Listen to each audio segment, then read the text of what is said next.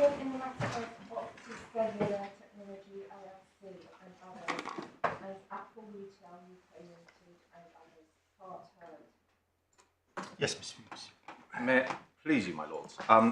Short update from overnight. I think both my learned friend and myself had a nil return, unfortunately, from the EPO authorities directly on this method point that I was doing.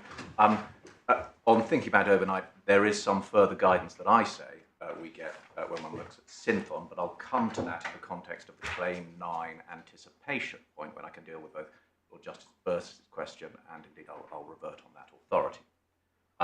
The second point of housekeeping overnight was my arising from my reference in dealing with the CGK to a Sufi as part of the communication on how a send state variable could be changed. This was at paragraph 67 of the judgment when defining the send state variable.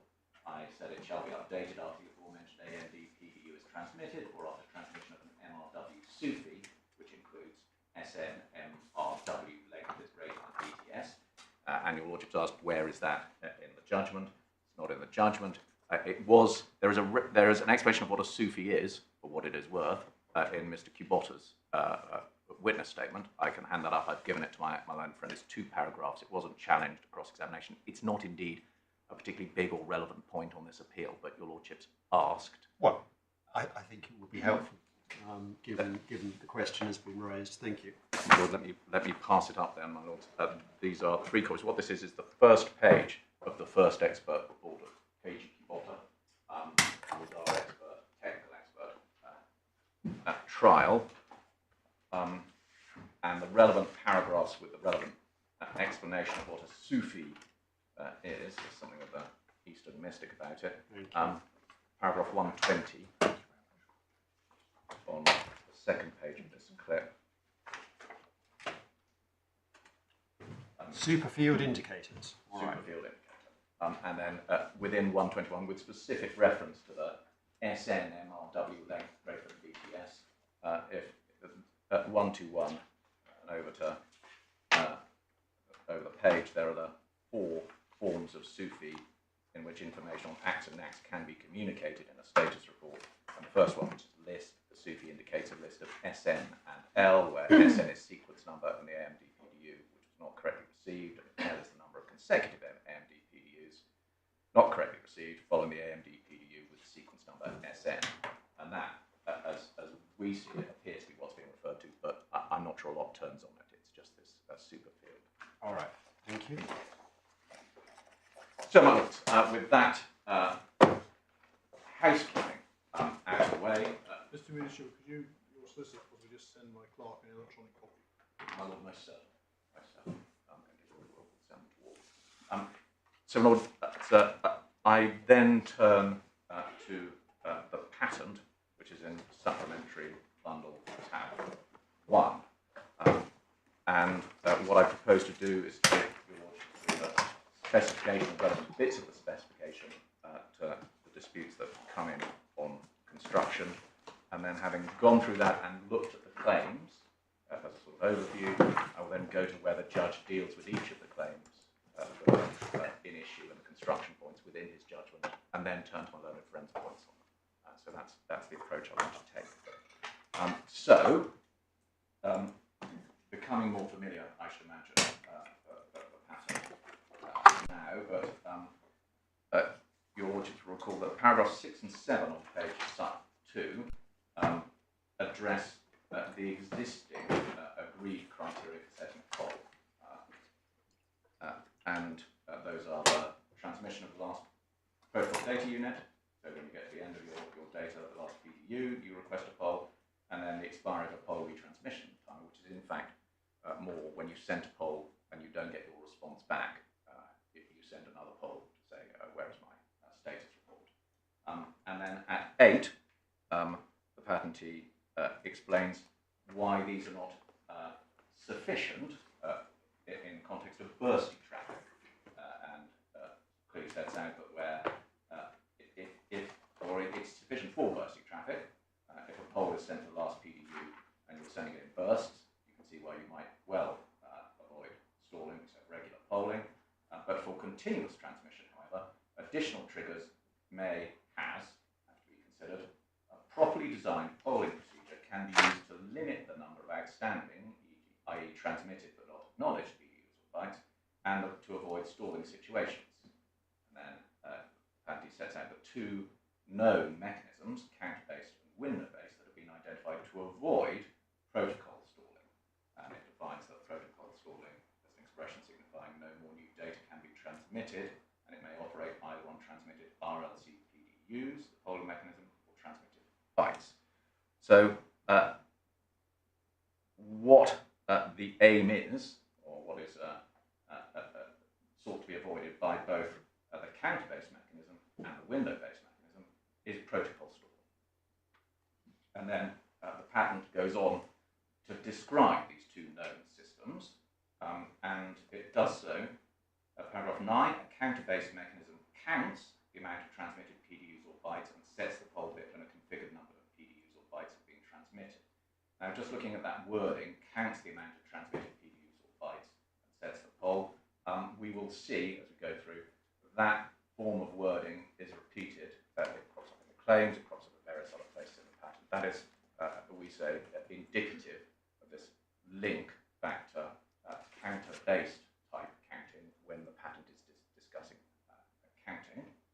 And then at paragraph 10, a window-based mechanism is similar, and we say the similarity there is they are both aiming to avoid protocol stalling, which is the aim of them that's been described in paragraph 8, is similar, but, and this is the difference, transmits the poll only when the amount of outstanding data exceeds a certain number of PDUs or bytes. A window-based mechanism may need additional logic to transmit the poll regularly as long as the amount of outstanding data exceeds the threshold. And there, that word outstanding, I think is the point Lord Justice Phillips raised yesterday. That word outstanding does not appear within the summary of the invention or later on in the patent, which again is this difference between the way in which window-based and counter-based mechanisms operate, in that one considers transmitted and counts the number of bytes or PDUs that are sent and then doesn't consider them further, as opposed to a window-based mechanism which considers what is outstanding. And those are there are two ways of avoiding a stall, but they are certainly not the same, and the patentee is drawing a distinction between the two here in paragraphs 9 and 10, and that is in fact a point that the judge picks up on. And we saw that when I was taking Lordship through the CGK. He not only picked up on that, this is paragraph 112 and 113 of his judgment, he picked up on that difference and said that distinction would itself have been common general knowledge. So not only is the patent telling you about it, it's something that would be known to the skilled addressee as a difference between window-based and counter-based. And then the patent goes on, paragraph 12. However, none of the existing mechanisms does take into account that stalling sometimes may occur due to sequence number limitations and sometimes due to memory limitations, in particular the buffer memory of a user equipment such as e.g. a mobile phone may be limited.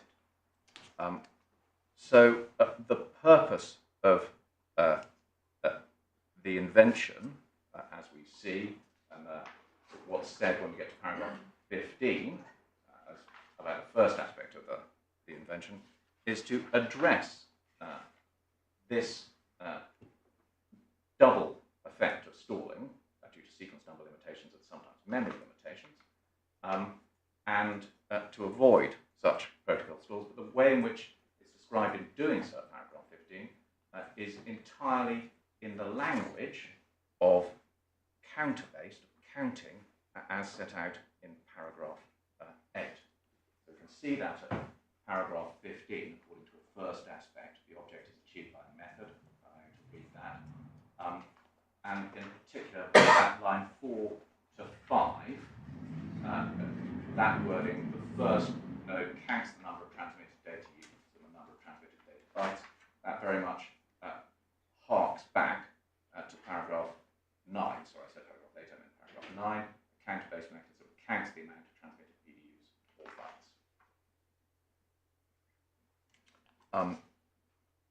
And that paragraph 17 we then come on to a further statement of the benefits of the patented invention. And this really, we say, is focused on claim 6 and 9. You've got this dual reset and combining the two. And we see at 17, I took you to that, and it's all quite familiar. Thanks to the present methods and arrangements, superfluous polling due to both sequence number limitation and min-related limitation is avoided. So the purpose is very much, it's not conditional, it is to avoid superfluous polling by the help of one single mechanism. By combining the two criteria, transmitted number of data units and transmitted number of bytes into one mechanism, it is avoided that the poll is unnecessarily sent when the first criterion is fulfilled in a situation when such a poll has already recently been triggered due to the other, second criterion. Thus, unnecessary signaling between the nodes comprised within the wireless network system is reduced, at least reduced overhead signaling. So, what is key and is essential to the patent here is that superfluous polling from the patented, in relation to the kind of polling mechanism by the patent, is avoided. It does not preclude the possibility that there may be other superfluous polls. That is the point of the general statement when we get to paragraph 19. An advantage of the present method and arrangement is that the generation of superfluous polls is eliminated if the only polling system is you've got these two, or at least reduced. And I think that was a point Lord Justice Birss raised, which I certainly adopt, that that is more general wording and would mean a pedantic or an attacking patent lawyer who would say, well, hold on, it doesn't eliminate, what about these other polls that might come from other reasons?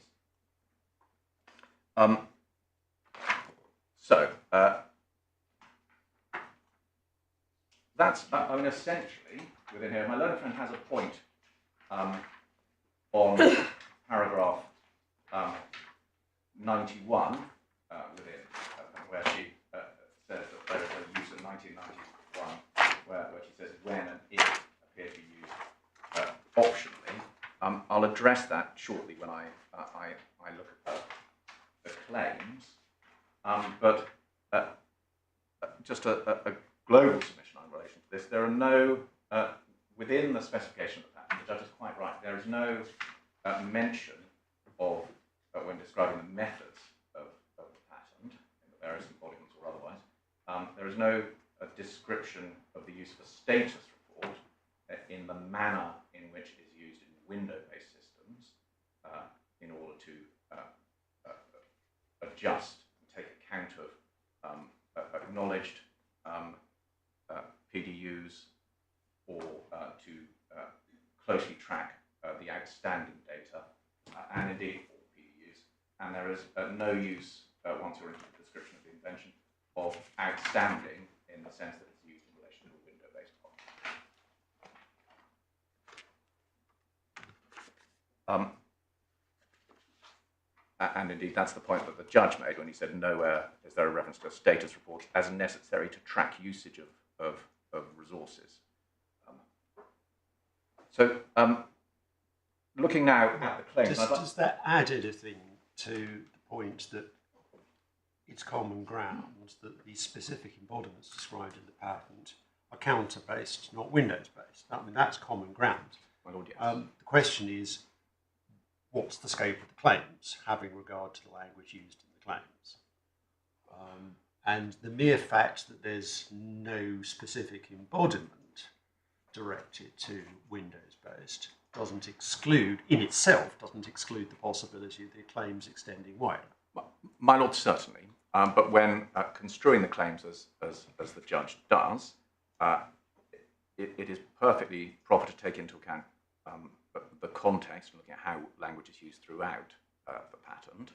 And in doing so, what the judge did was he construed the word counting in Claim 1 in the context of that distinction between counter and window-based that is set up in Claims 9 and 10. And he looked at it in that way, adopted his meaning, construed the meaning of counting in the way that he did, and then when he comes on to look for status reports and are there any other references, that's very much in the supporting reasoning, where he says there's nothing to distract me from his perfectly proper approach in terms of the purposive and contextual interpretation of the word counting. So in other words, you're absolutely right. It's not a point on its own that says, well, this must be Windows-based must be excluded because there is no mention of it. But it shows the judge was right, and in my submission, perfectly entitled when looking at the context in which these terms have been used, and bearing in mind the common general knowledge as to the distinction between things.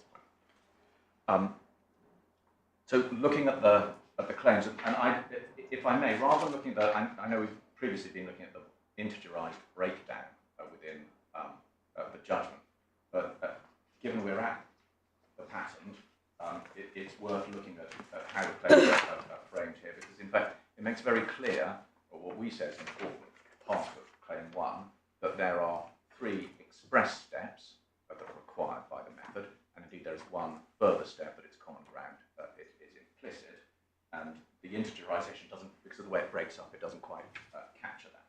So looking at claim 1, which is on sub 10, I'd really like to start focusing on the step. The method comprises the steps of, and the first step, transmitting a sequence of data or data units to be received by the second node. So step 1, transmitting. Step 2, counting the number of transmitted data units and number of transmitted data bytes. And step 3, requesting. So those are 3 express steps that must be undertaken. It's common ground that there is a further step, that it's necessary, and this is in integer G as it's broken down, but actually comes from the requesting part of it, that there must be a comparison of the counted number and predefined values, and that is what causes the poll to be requested. And I can show you where that's common ground. Paragraph 50, it's made very clear in the learned friends skeleton, which is core 36.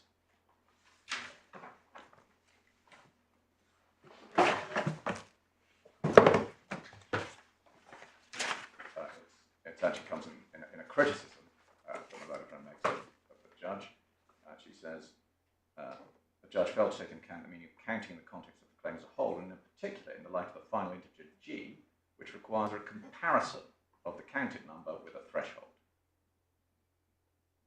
And she goes on to say that this is the purpose, if there's a certain value be met for a status report is requested. Now, so the sequence is transmit, count, compare, request. My lord, yes. My lord, yes. I'm not sure I follow this. It may not matter very much. I couldn't disagree, of course, that the sequence is transmit, count, compare, request, obviously. But I don't understand what's missing from the claim, because the claim says requesting if X is bigger than Y. My lord, it doesn't expressly say compare, but it's absolutely implicit. Sorry, it's almost. My lord, I don't say it is missing from the claim. I just say there isn't. There are 3 italicized steps, and there isn't a 4th. They haven't put in neon lights around if that there is a requirement that there be this comparison. But that's it, as a logical operator, if requires a comparison, we would say. Yes. And so that follows as night follows day. Now we say it's wrong in that bit of the skeleton that I've just looked at. For the judge for Apple to suggest the judge didn't have this requirement of comparison in mind, but we say it does reveal that this is an important part of the method of the claim. Not only is there a need for transmit, count the PDUs and data transmitted, but there must be a comparison, and as a result of that comparison, request the status report. And when it comes to considering the alleged anticipation, we'll show that Apple has simply not explained how the comparison leading to a poll request, a poll or a status report request, is said to be disclosed, whether by J or indeed, it's even worse, the K limb of interdigital. So we say even if we are there is an issue on counting, we lose on the construction, that comparison step that needs to be satisfied. Claim 6 is that's all I have to say on claim, other than to flag up, sorry, at the risk of being repetitive, that the counting step, counting the number of transmitted data units and the number of transmitted data bytes, again, this calls out the use of language way back in paragraph 9, which is a count-based mechanism to count the amount of transmitted PDUs or bytes. So it's the same, it's harking back in the context of the claim to how counter-based counting is described. Claim 6 requires resetting the counters to 0, and claim 9, which is overleaf, which is dependent on claims 6 to 8, requires that resetting is performed when the first predetermined value, the first predefined value is reached or exceeded by the first counter, or when the second predefined value is reached or exceeded by the second counter. Now, at trial, there was an issue as to whether, as to what all meant within that claim, but that's not relevant to the appeal. It's accepted that what must happen is there must be a reset of both when either of those predefined values is reached or exceeded by the respective counter. Now, although this is something that I could deal with in the context of my learned friend's arguments on construction, where the judge got it wrong on claim 9, it might be convenient now to deal with the when and if point that my learned friend developed yesterday in respect of the meaning of if in claim 9, sorry, when, which she said should be because of the use of when and if. She said interchangeably in paragraph 90 that this could be viewed as having if as what when means within 9, and so the temporal limitation posed by the judge is not made out.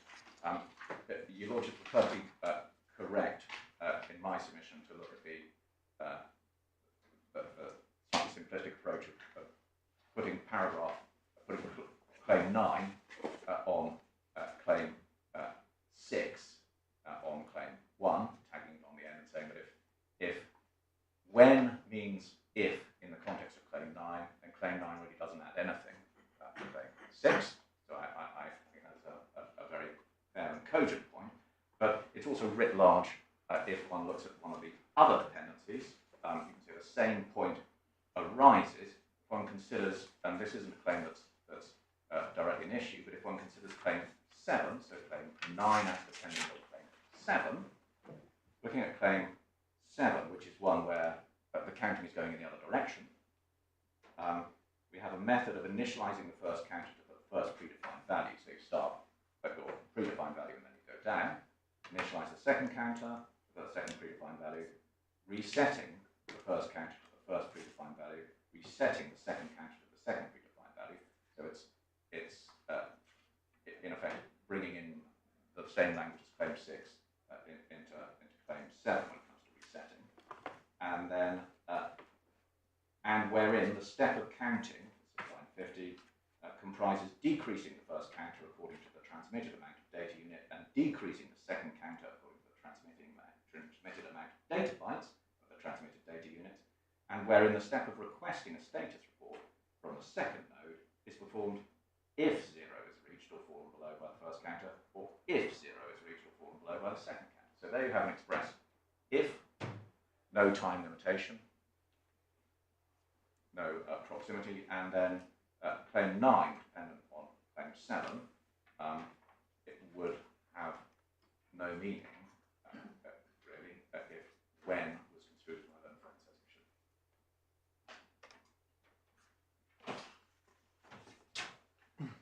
So you're just looking at claim 7. Well, yes. Those method steps, initializing, resetting, they're not expressed there, are they, to be performed in that order, in that way? As I look at this, having not thought about claim 7 before, these are steps which must be present in the method. They don't have to happen. But it would be daft to initialize it to the first predefined value, And then initialize the second one, and then reset it to the first predefined value. My lord, quite so. Quite so in claim 7. What it's doing is, I don't hesitate to say how it has been put together, but if we look at claim 5, which it has the initializing the first counter to 0.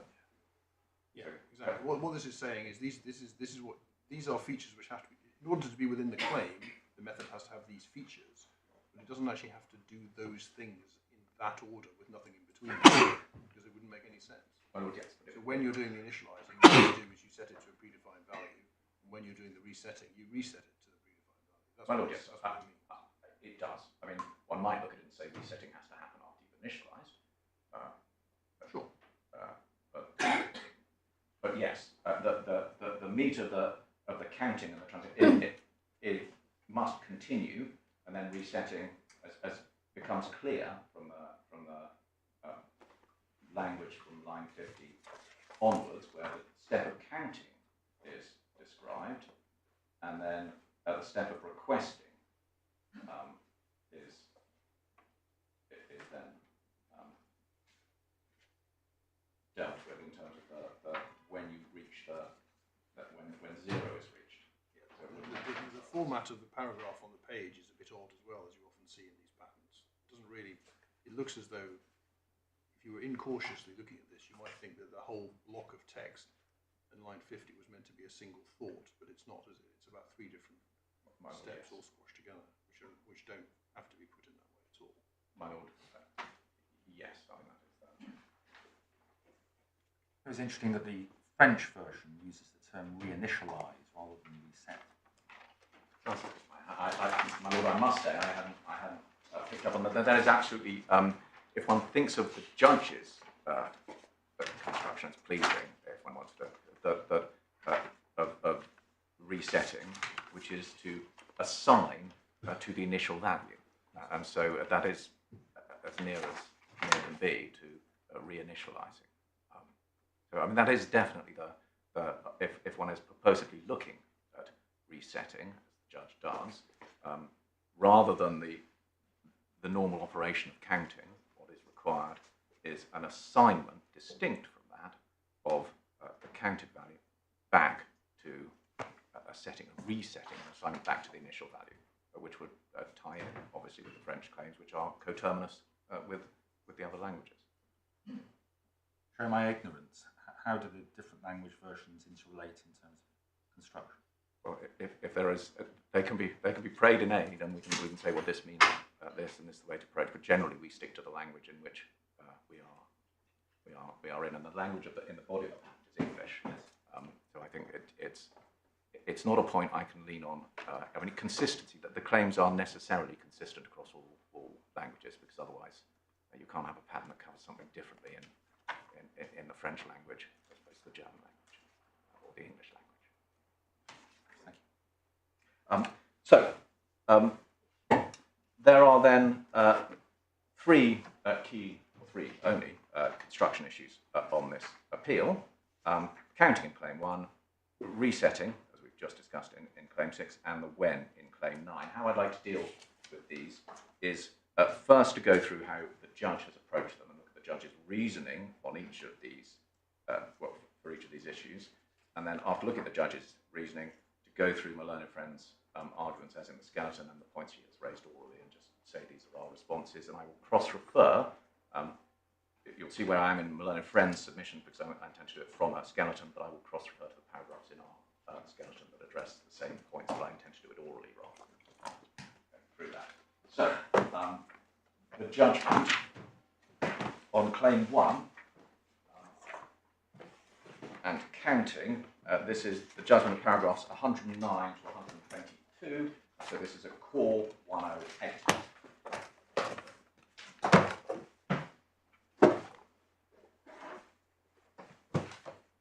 And you'll maybe unsurprised to hear, that's my opening salvo on this is when we look through what the judge has done, his reasoning is entirely internally consistent. It is unimpeachable in terms of the proper purposive approach to interpretation of this term. And indeed, that there is no error that my own friend can properly identify.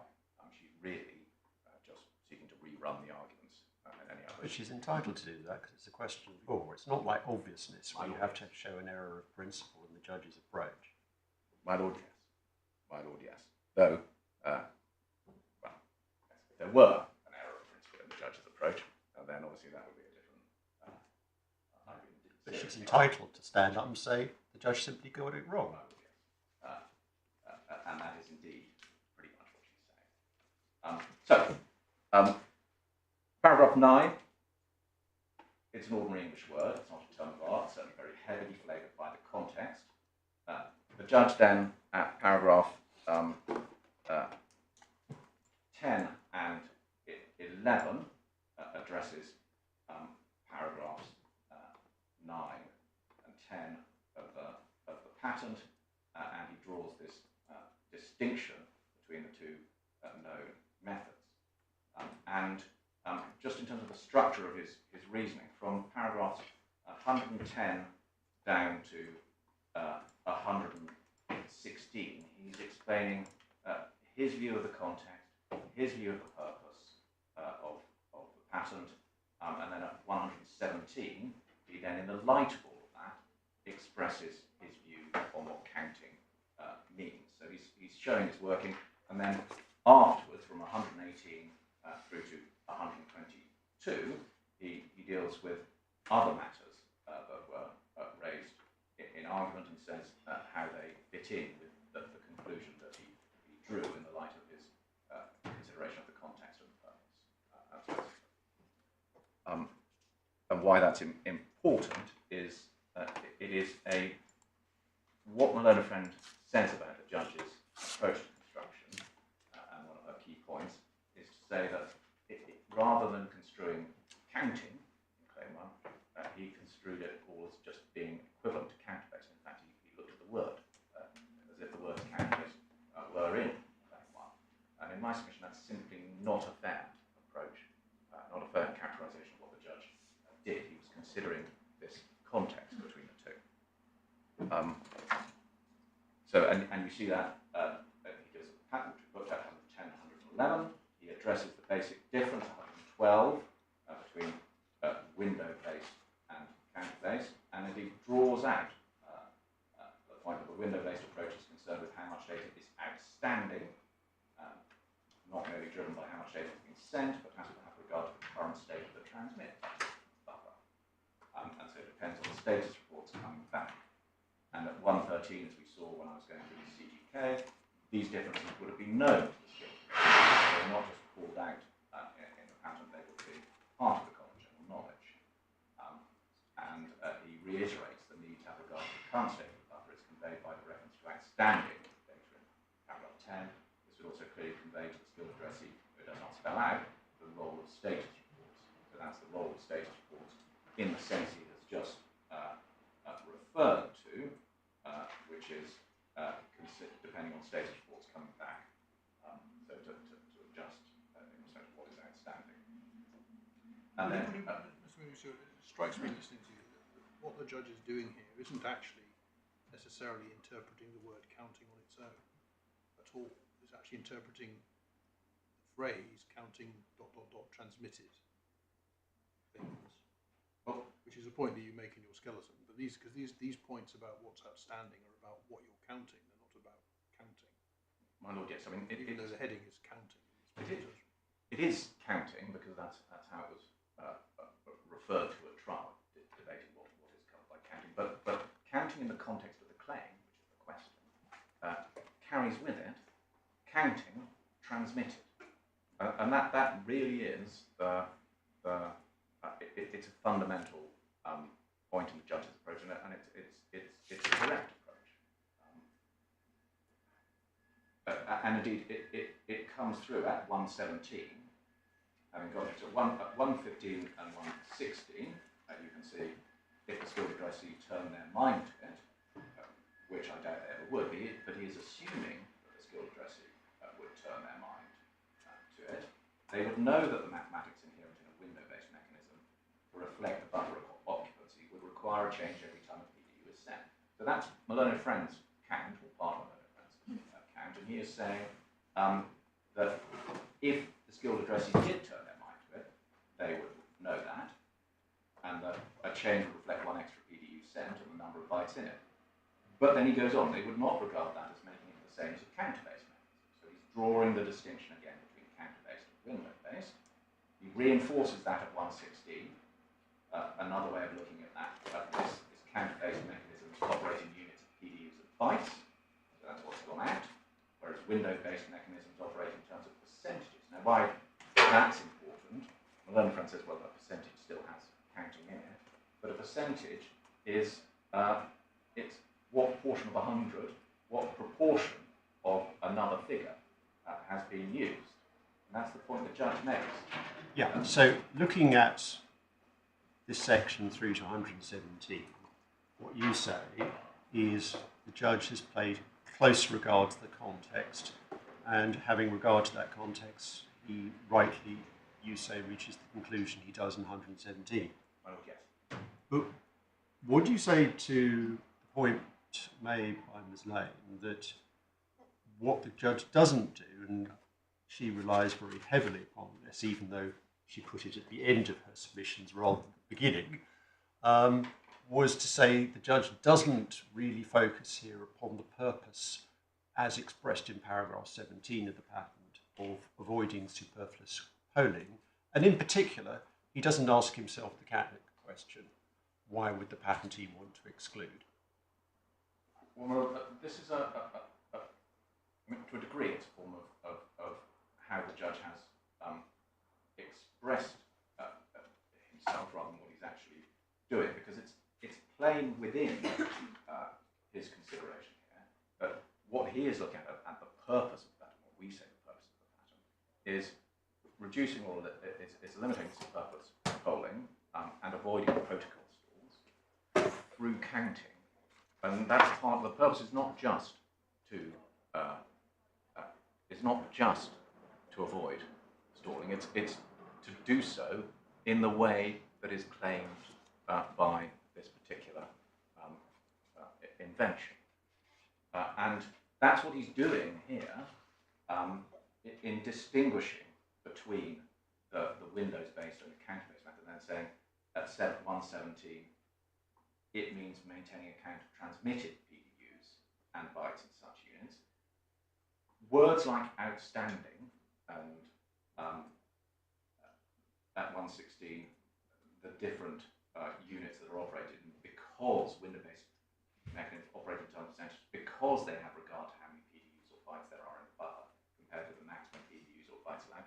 That's revealing his consideration of that purpose, which is to reduce, to avoid stalling, and then when you get to claim 9, avoid superfluous polling, but doing so by this counting mechanism, counting transmitted. So my learned friend's point is, in my submission, she is there misidentifying the purpose, and I'll come on to, when we look at her arguments, what she says the purpose of the patent is, and we say she gets it right at one point and wrong at another in her sketch. And then at 118, again, this is the same judges do 19, 19, 20, and different supporting factors. So it's fortified by the fact that nowhere in the specification there's any reference to the use of status reporters would be necessary for the Windows-based mechanism, as a Windows-based mechanism which takes into account the amount of outstanding data. You need those status then all of the other matters that he deals with, he takes into account the deliberately inclusive phrasing of the patent. It forms part of his reasoning, and he addresses head-on at 120 that Apple's point that a Windows-based mechanism is similar to a counter-based one, and he addresses that's the important word there is really but. They are carrying out their operations to reduce or to eliminate protocol stalling, to avoid protocol stalling. They're doing that in two different ways that would have been common general knowledge. I'm not going to engage with the analogy of a tram similar to a bus or different to a bus. I think these things break down very quickly. But his reasoning is clear in my estimation. And indeed, bear in mind that when considering the purpose of this claim of patent, within paragraph 17 of the patent, which is identifying the advantage of this claim, what's used is transmitted when dealing with these things. Transmitted language can be transmitted, not accidentally.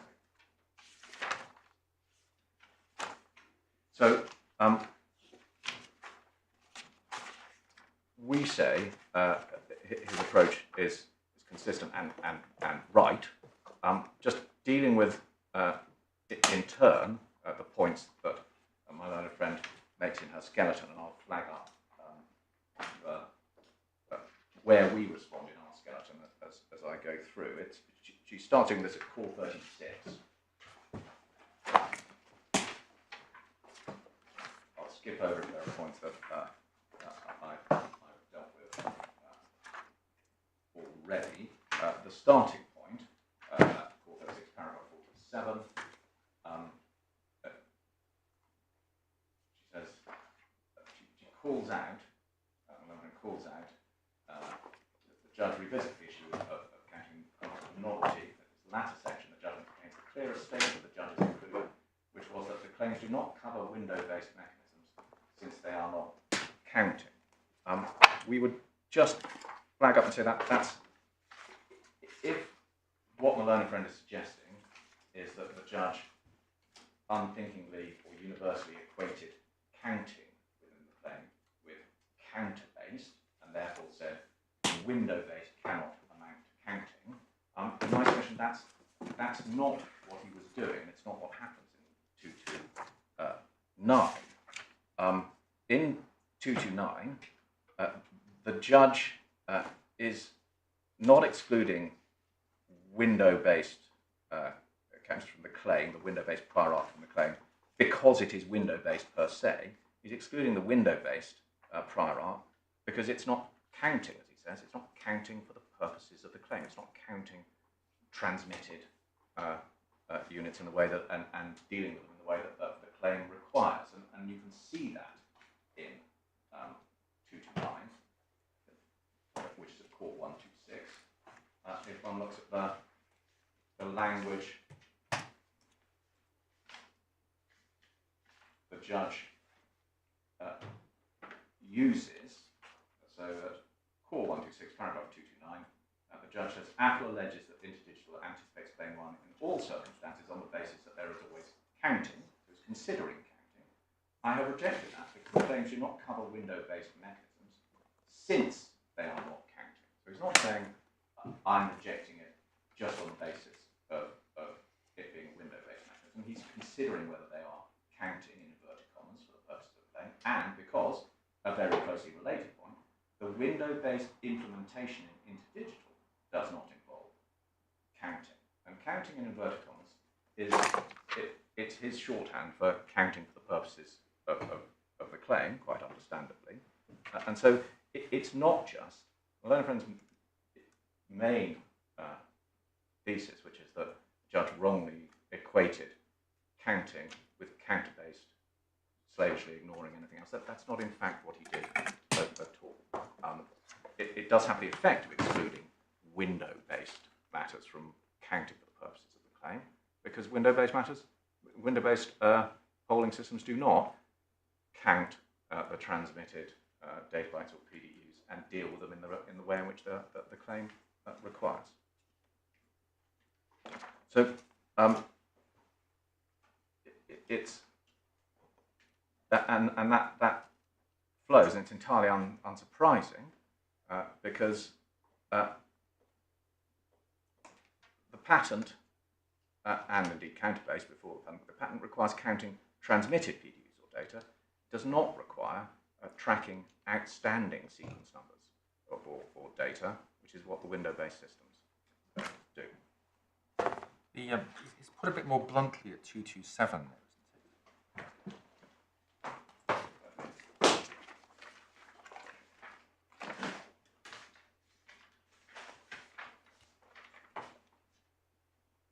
Well, yes. Well, yes, when it comes, I mean, so that's, I mean, he's considering, it's certainly not the case. I mean, what he's addressing when he says neither is accounted or is a process undertaking accounting, he's looking at the two cases that were run below and a run and now, but BTS or BTS minus VTA, or indeed both of them, were counted for the purposes of the claim.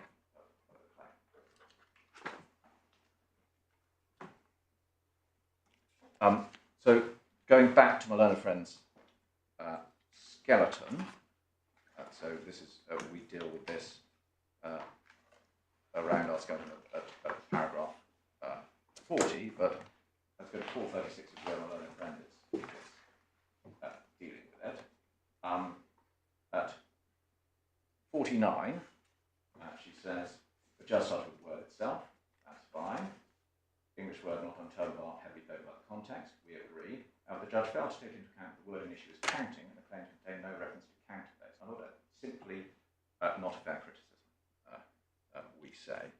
The judge was not construing, or he didn't forget the word in effect of counting.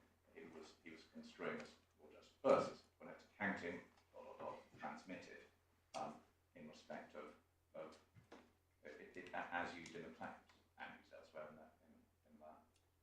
in the patent. And indeed, this is the learned friend makes the point that counting in ordinary English parlance is wide enough to cover both numbers and percentages of discrete units, since percentage requires counting.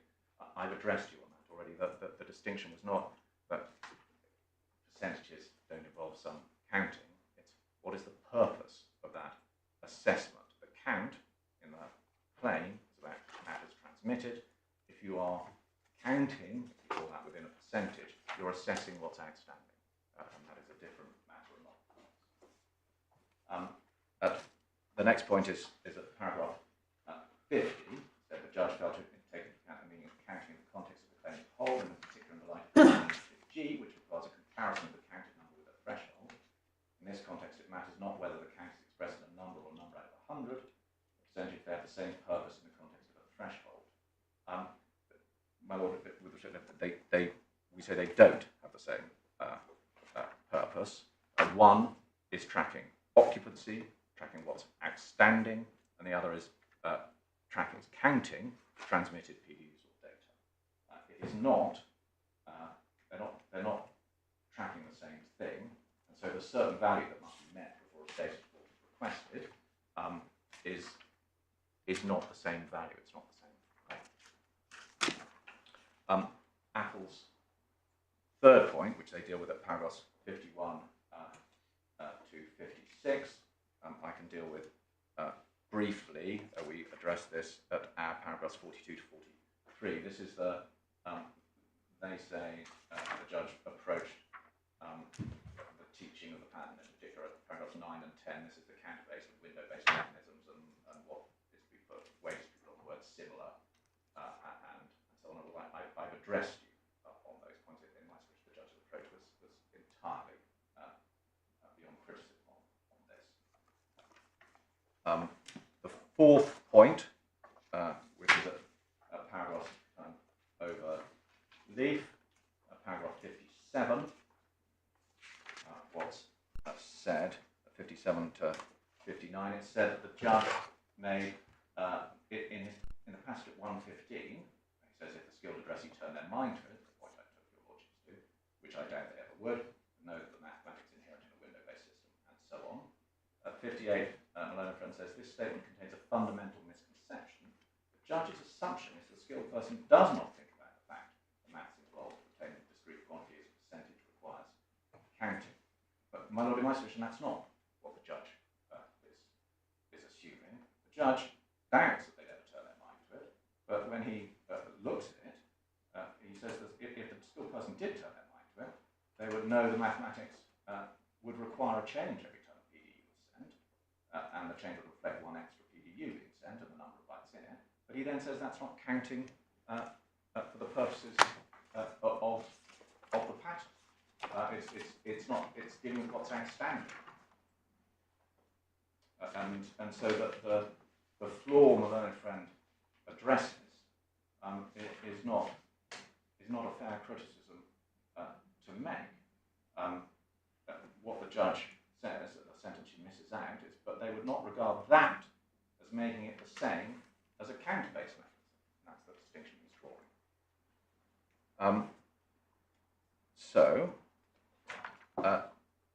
At 59 again, it's suggested that the judge has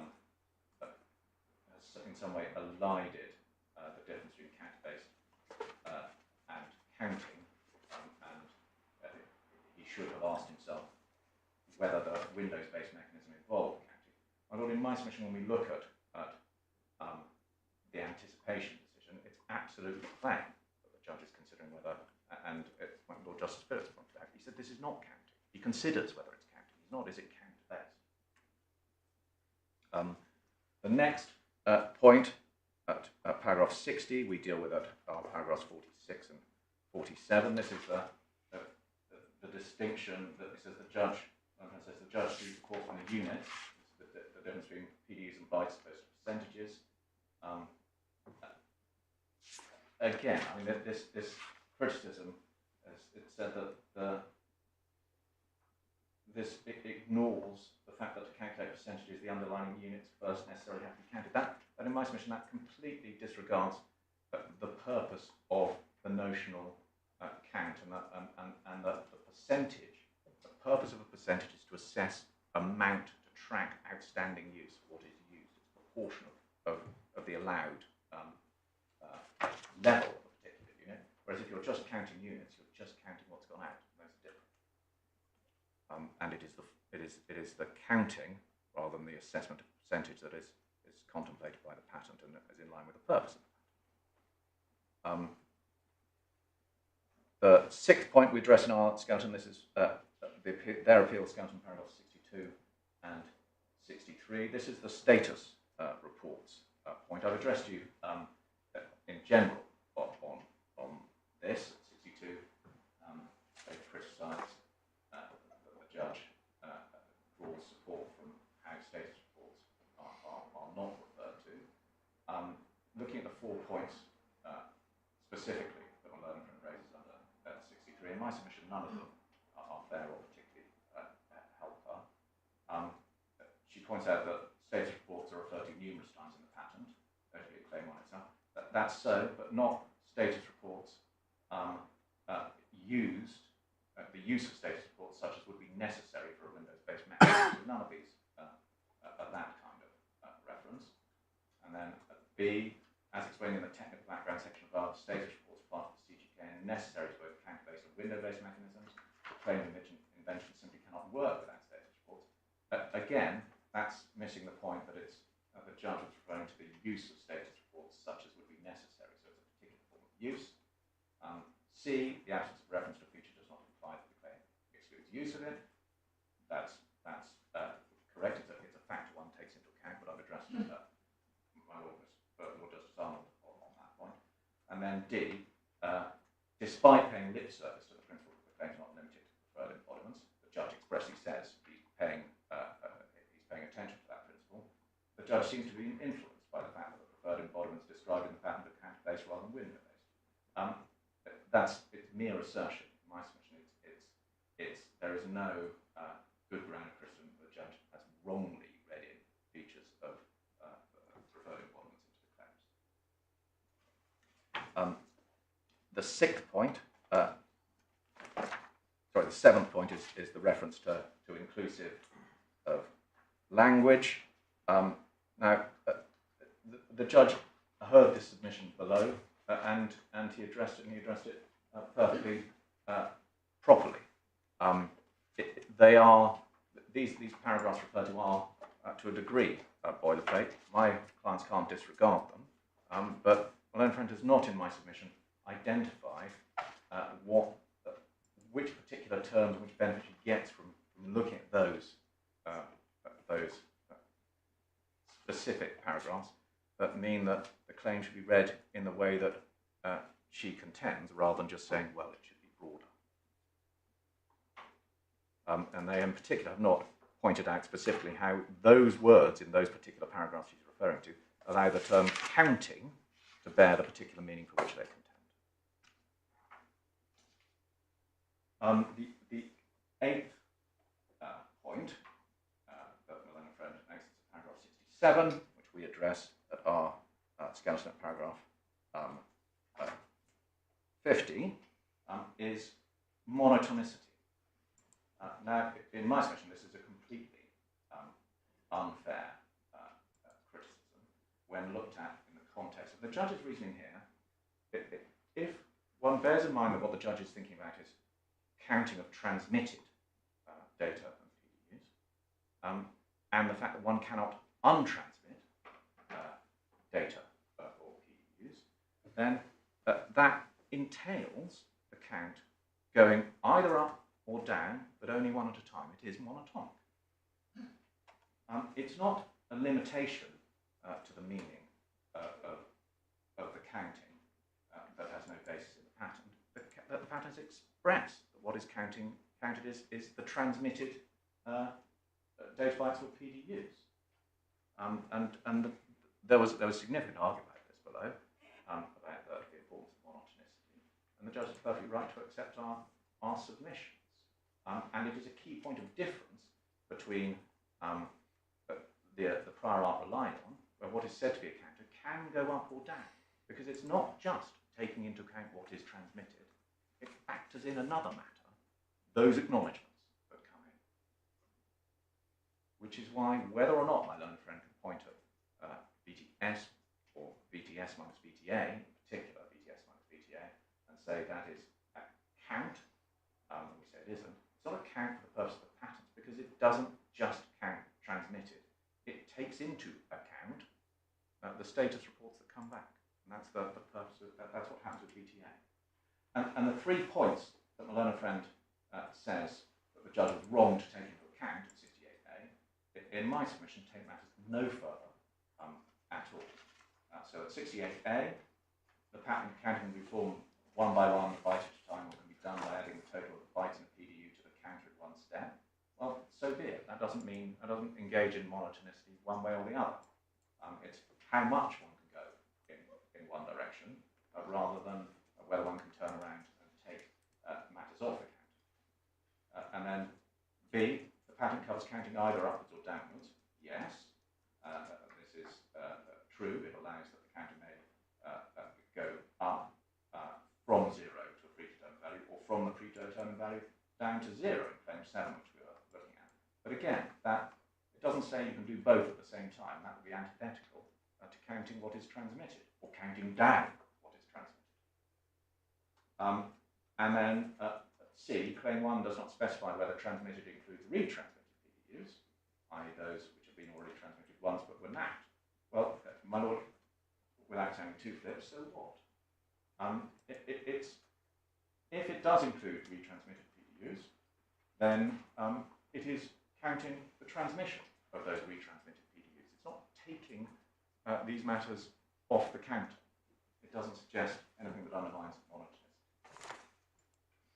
And then the final point, which is the point my Lord Mr. Justice Arnold raised on stepping back, it said the judge didn't take a purposive construction of counting in the light of the nature of the alleged invention. And this is where we say that you have to look at it quite carefully, because what my learned friend says is the purpose seems to shift. We say that if one looks at the purpose set out in paragraph 69 of the skeleton, we say is a correct one. We say, as explained in the description at 17 and 18, the point of the method of the patent is to avoid stalling and superfluous polling by counting the number of data units and the number of bytes. That's the purpose. You avoid stalling and superfluous polling by counting those matters. And what you don't do is avoid polling, avoid stalling and superfluous polling by taking into account the outstanding numbers of data units or bytes that have not been acknowledged. So it's counting, the only quibble we have, is counting the number of data units and number of bytes transmitted. That's where we stand.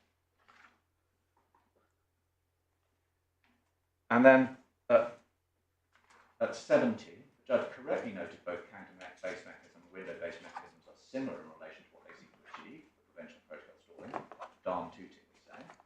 Thus, the purpose of the claimed invention, keep track. This is where I depart from learned friend's reasoning. The purpose of the claimed invention to keep track of sequence number usage and buffer memory usage, so a poll can be triggered before those resources are full and the system stalls, is achieved by both mechanisms. My lords, that is not the purpose of the claimed invention. It is not the purpose to keep track of sequence number usage and of memory buffer usage. That is dealing with what's outstanding. It is to count the use, the transmission of PDUs and transmission of bytes, not to keep track of what has been used and has not been acknowledged. And so there, my learned friend, in order to make good her construction, is in fact mischaracterizing, we say, what the purpose of the claims are. So on that basis, we say the judge's approach was correct, and there's no basis at all to overturn his decision on the construction of counting on appeal. We then move to resetting claim 6, and let me just remind the court of the approach that the judge took. This is paragraph 123 to 128 of the judgment. On call 110. Sorry, delay in doing that. And this is, we saw this yesterday, my learned friend, I'd like to took you to it. This is one of those issues of claim interpretation that is hard to explain without understanding why it matters to the issues. Well, we've been through the issues up at Heather Down Dale. I think we can probably look at it now. In my view, resetting means reassigning the counters their previous starting value. In claim 6, this must be 0. That is true, it's limited to 0 in claim 6. As a discrete step, which is distinct from their ordinary changes in value resulting from the counting itself. This was Optis' construction. I think it's the ordinary English meaning supported by the specification. And he gives his analogy of, and they're all manner of analogies of trial. I have chickens going into the back of all sorts. They only get one so far. They are illustrative rather than determinative. But the judge's analysis here is showing that what he is contemplating is a distinction when one comes to resetting, reassigning to the initial value, between the monotonic, normal approach of the counting operation, and then when a threshold is passed, to go back to the initial value, so it's not part of the normal counting operation, and to start afresh. Now, the criticism that and I key within this is that resetting, reassigning, is that assignment or resetting carries with it an external feature. It's not part of the internal process of counting. It's not just something that coincidentally happens because of the mechanism of counting that you have chosen to put in place, which is the flaw on the learned friend's analysis, in that the very thing she relies on, for the purpose of these claims, as counting, BTS minus BTA, it is the operation of that process that gives rise to the reset upon which she relies. But let's look at the criticisms in her paragraphs 72 to 80 of Appellants. Now, the key, she says at 72 and 80, she sets up the point, and that 74 is the first error. She says that the judge erred in adding an additional gloss to the reset aspect of Claim 6 and 9 by wrongly finding that it is a discrete step which is distinct and or construing it in a manner which excludes window-based mechanisms. Pausing there, well, I think in my submission it's not fair to say he construed it by reference to window-based mechanisms, saying those can't be part of it. He construed resetting, and the consequence of that is that window-based mechanisms did not, well, certainly the ones relied on by the learned friend, did not fall within that. So we say also it's not a gloss; it's the plain English meaning of the word. But a reset is something distinct from the steady progress of counting. The heart of the attack, in my submission, brought by my friend, seems to come at paragraphs 77 and 78, where my learned friend says, first up to 76, says a reset can be a reset to an identifiable new origin from which a count can then proceed, such as if one were to climb a mountain, one to count how many meters of vertical ascent have been achieved on one of the days of the climb. The judge does not disagree with this at 77. Indeed, it must be right, given that the pattern does not require a reset to 0. However, the judge failed to take into account the rest of Apple's explanation for the purpose of the reset. But the reset is there so the relevant count will track subsequent use of the resource in question, ready to trigger a new poll request when the threshold is met. But again, we say that's not the purpose. It's not, the purpose of a reset is not to allow tracking subsequent usage. It's to allow the count to restart. Counts do not track usage.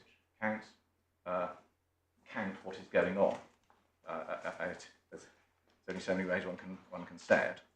And then there is an assertion in paragraph 78.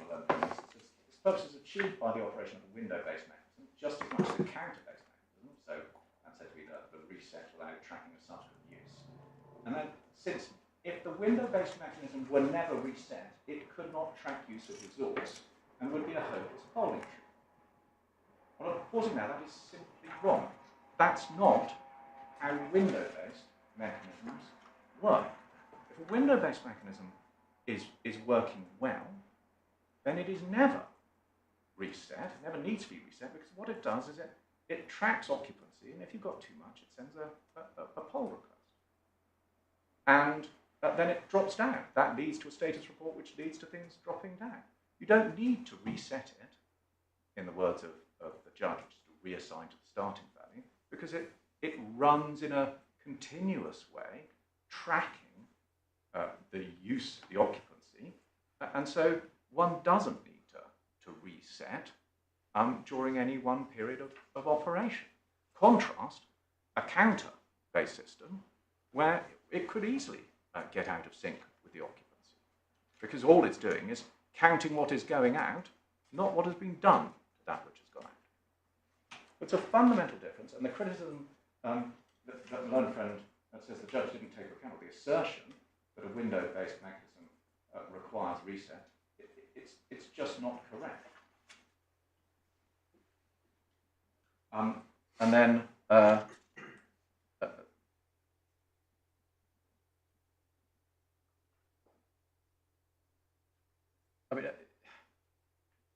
point is, this point is in fact made good by the fact that on Apple's case on anticipation, they say there is only a reset.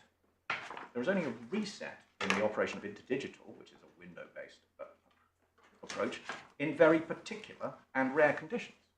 For all the other times, there is no reset. And that reset is not necessary in any way to to make it work. It just happens to be what goes on when it is working. I mean, I believe it is common ground that window-based systems work very well in the majority of times when the particular conditions that my learned friend relies on are not in place. There's no suggestion that they're not effective. Then at paragraph 18, my learned friend says that the construction of the reset at paragraph 124 of the judgment is inconsistent with the judge's reasoning at 248 1.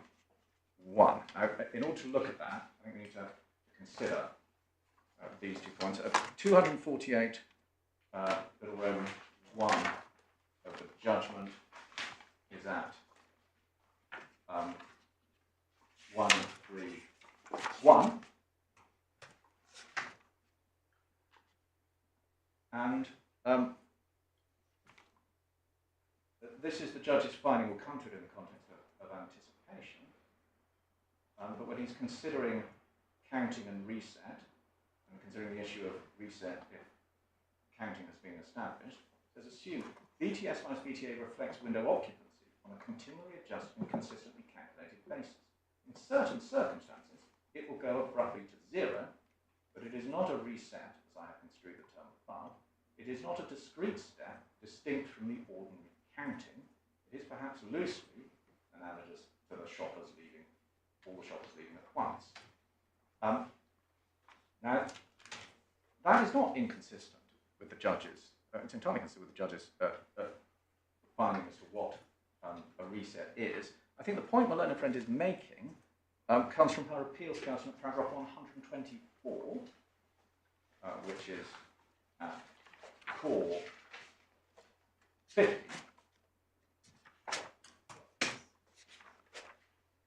Where they say,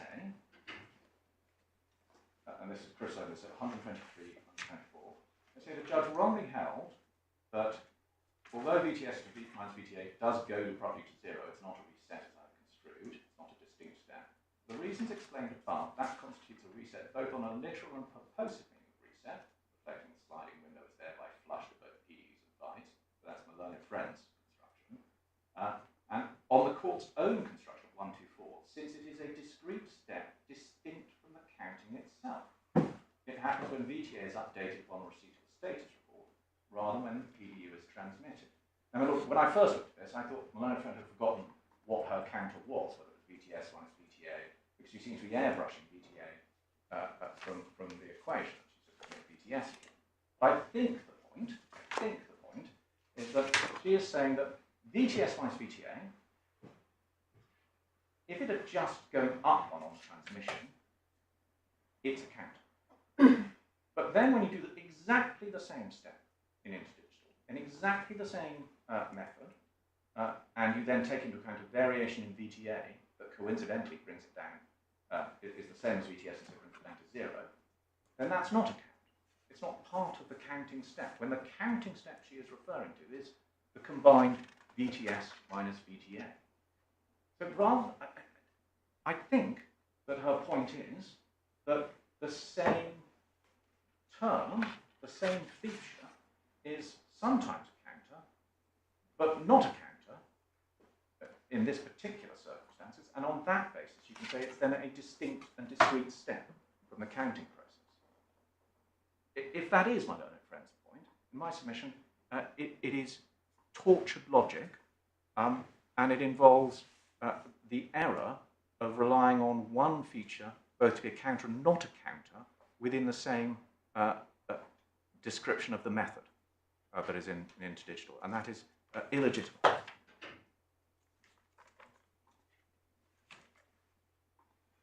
So well, those are my points on construction of reset. We then have claim 9. When the judge's construction of this approach construction, this is the paragraphs 129 to 133 of the judgment, which is at core 110.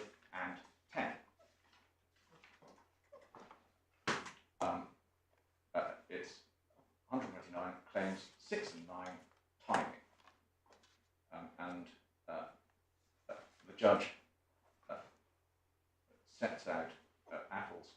initial argument characterised Optis as arguing claim 6 requires the resetting of counter to take simultaneously with the request for the status report and or with no intervening steps. Apple says that claim 6 is completely silent about such matters. I agree with Apple. Right, we don't challenge that. Claim 6 says nothing at all about it. 130. However, I'm not sure that Optis did argue any such point. I'm not sure I did either. I'm pretty sure I didn't. But by contrast, it certainly did so on claim 9. However, there the language and context is very different, since the claim says that resetting is performed when the first predetermined value is emphasis added. For reasons explained below, Apple succeed on anticipation of this claim. For Apple to succeed on anticipation of this claim by individual, it has to rely on what it says as a reset, which does not happen immediately upon the threshold being reached, but only when subsequent status report reaches the transmitter. So there are intervening steps and an intervening period of time during which further PDUs may be sent. And then his conclusion, it makes much more propositive sense for when to mean at a point in time when or immediately upon, that's our construction, and then for it to mean at any time after or in consequence of Apple's construction. The reason is that if there's a time lag, then a superfluous poll will be triggered during it as a result of further data being transmitted, and it is the object of claim 9 to avoid that. So we've had, I've taken to the point about the purpose of the patent, which is to avoid superfluous polling. My own friend's reliance on paragraph 19 to say be avoided or reduced, it's not a good one. Therefore, I agree with Optis on this point, says the judge. I prefer to see it as an issue of whether a time lag is permitted, but it amounts to much the same thing to inquire whether intervening steps, transmission status reports are permitted between the threshold being reached and reset, which was how we framed the argument. The method required it to be there'd be no intervening causative steps. So that's the judge's approach. Apple's attack comes at paragraph 83 of their skeleton, and we address at paragraph 78 to 80 of our skeleton. So their skeleton is called for 3.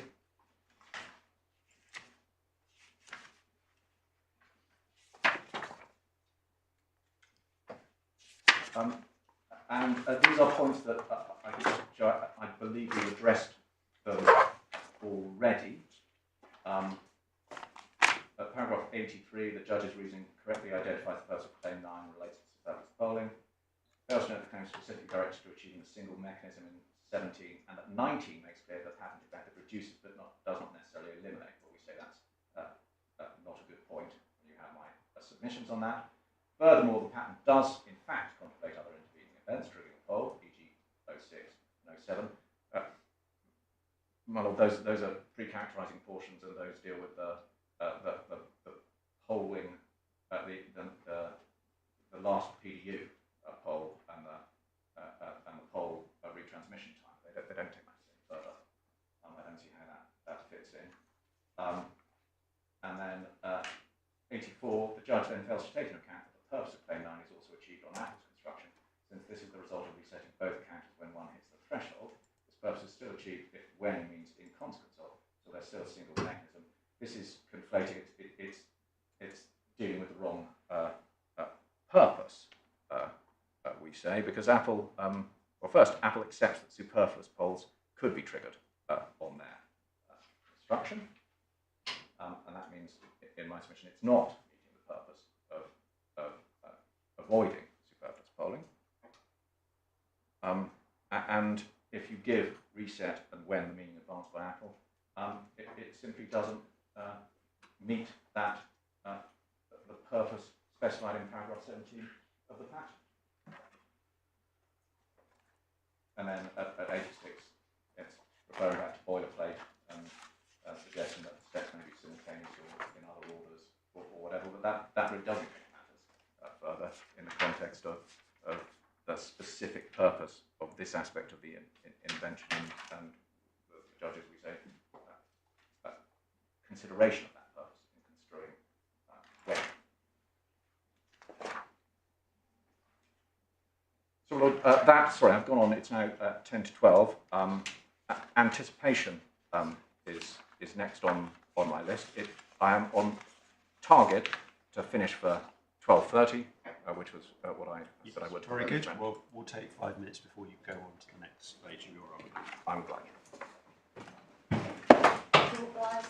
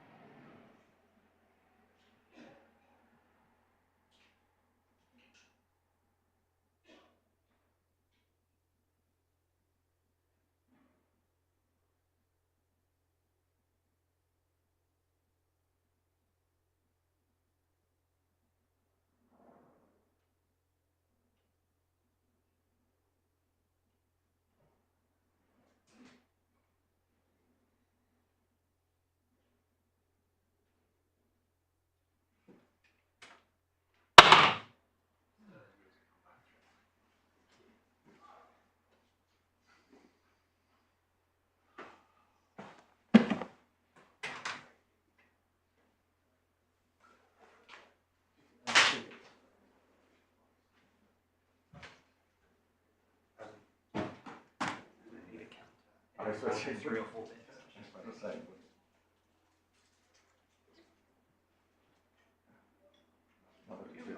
Either accounted or occupied. None of them. It's not.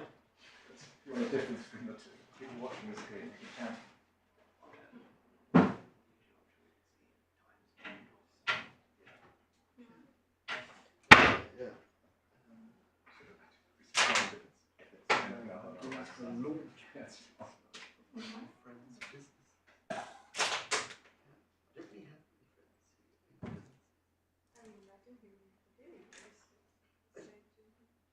Are you guys still in the room or do you think they've just gone to the... Yeah, they should be back. Judgment so fast. Yeah.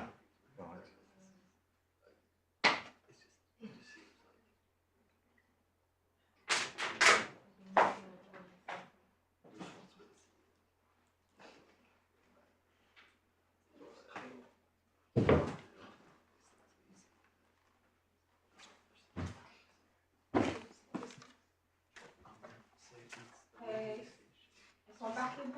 I think so.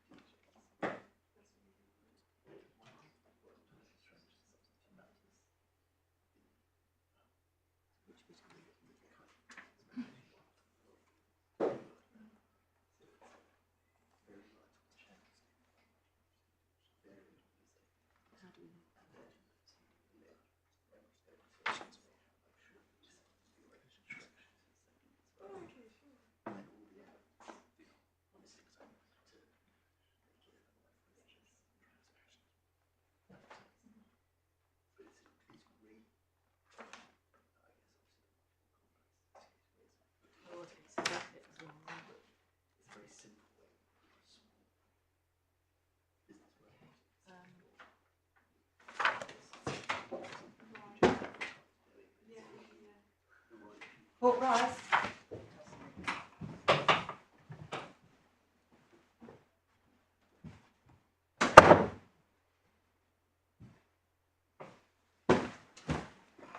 Yep.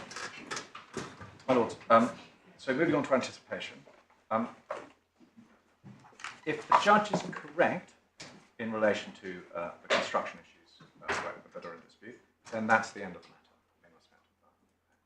But that is not the end of the story. We say that even if the learned friend is successful in part on her construction, or indeed entirely her construction arguments, she doesn't get home in any event. So let's look at that. Dealing first with where the judge looks at this, at Core 125, paragraph 221, is where he addresses the various things that at that time appear to be an issue of what might be counting in the assessment of J. So 221 little Roman 1 is dealing with that deals with J, so it's not an issue because J is not relied on as a counter. And then the judge said 221 little Roman 2, a VTS is not a counter on his construction, and then at little Roman 4, nor is VTS minus VTA a counter. So that would deal with matters. Now, if the learned friend is successful in persuading this court that the judge's construction on counting is wrong, then she relies on 222, the rearrangement, is the rearrangement of the equation in J by Mr. Lewis-Lorg. And this is, if one remembers the J equation, J equals moduli VTS minus VTA over VTWS times 100. He's rearranged it in this way. Now, we say that even if Malone is right on construction, this doesn't get home. But the first point is that dealing with VTS, if VTS is the count, then what has to be, because there is a requirement of a comparison in integer G of the claim, then this equation would have to be rearranged so VTS was the subject, was the point being compared, not VTS minus VTA, which would mean that the other side of the equation took VTA into account. Now, VTA is not a predetermined value, and anything that depends on VTA could not be a predetermined value. VTA is this fluctuating thing depending on status reports. And so that would fall at the first hurdle. We say VTS is never compared or even disclosed in a rearranged equation as being compared with anything by interdigital. But if we then look at this rearrangement, which is, I think, at the heart of my learned friend's VTS minus VTA counter case, there are some significant issues with it. We say, first of all, it requires all of the modulo all the modulo arithmetic matters to be just disregarded. And more importantly, it is never actually, this comparison that is set out here is not disclosed or ever actually carried out. It's not disclosed by interdigital or would ever actually be carried out if interdigital were operated, as indeed the judge holds at 224. He says, the fact that this rearrangement is possible does not change the points made above, nor when it comes to anticipation is there teaching to derive VTS minus VTA in any event. So it's not a case. Well, that's a clear finding on no disclosure, but it doesn't address inevitable result. I'll come on to inevitable result, but dealing with it, I'll come on to it in the specific circumstances relied on by my learned friend and say why that deals with the issue of. But I mean, inevitable result is the way Ms. Lane is now putting it. I didn't understand her to challenge the finding in 224 that there's no disclosure to derive VTS minus VTA. Well, my lord, then there is no inevitable result.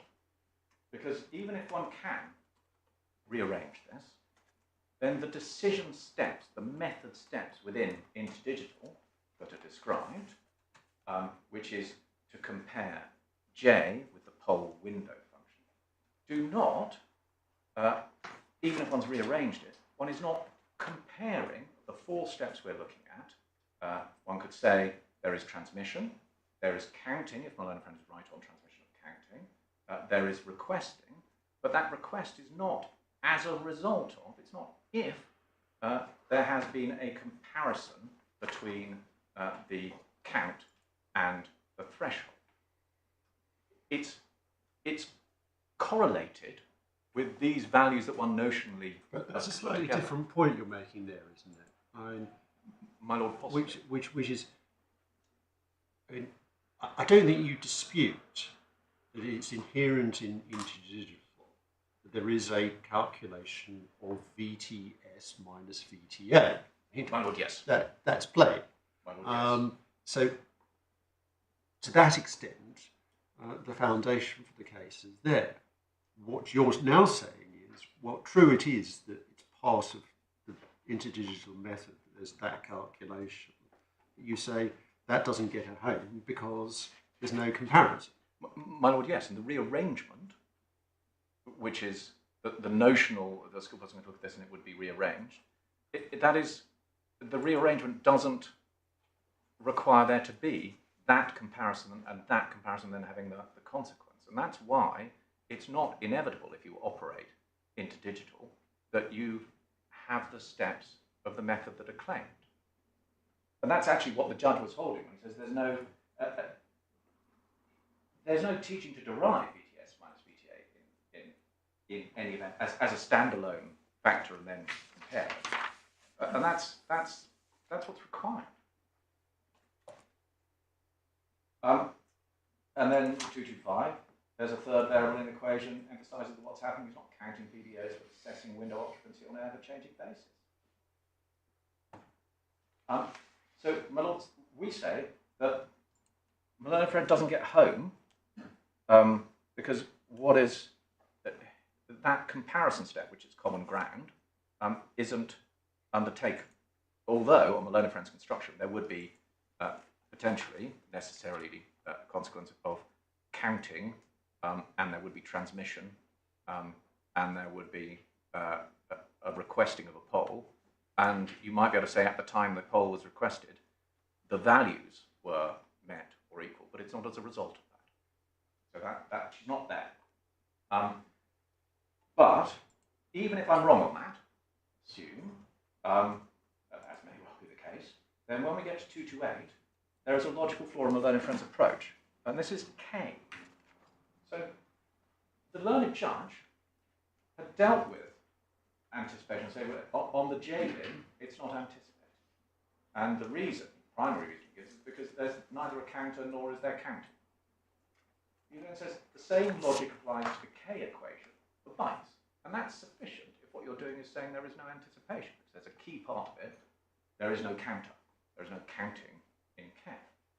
My learned friend, in her skeleton, deals with this point at paragraph 111. And she says, which is at core 48.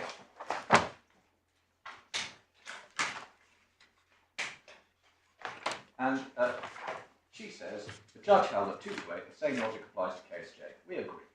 Accordingly, for like reasons for those given above for J, the calculation of K in interdigital also involves counting, specifically of transmitted bytes following the last in sequence acknowledged PDU. My lord, in my submission, it doesn't follow that all of the elements, if there is counting, where my learned friend gets the... There's no VTS minus VTA in the equation for K. Precisely, and indeed, the judge has held that you'd need some extra logic. It might be obvious, but you need something extra going on in there. And so my learned friend can't simply rely on her mathematical sleight of hand to rearrange the equation and say, ta-da, this is what's happening. Because it's a more descriptive setup. And so it's not... I don't understand what the difference is. The sum of the RLC PDU sizes from VTA to VTA VTS is the same as VTS expressed in bytes minus VTA expressed in bytes. They're just the same thing. What's the difference? Well, the difference is that on my construction, they might be the same thing, because they're not involving, you say it's not involving counting. The VTS minus VTA is a calculated sum rather than a count, and you're just deriving the thing. But my learned friend says that VTS minus VTA, when you carry out that operation, that is a count because of the particular nature of VTS and VTA, and the fact that VTS goes up by 1 every time. The top line of K is it's a compendious description of take the sum of all that has been transmitted. It doesn't say how you do it. You don't have to do it by counting. You could say, well, I know that these memory locations are occupied by these things, and I can see what the occupancy is. It doesn't necessarily have to be counted.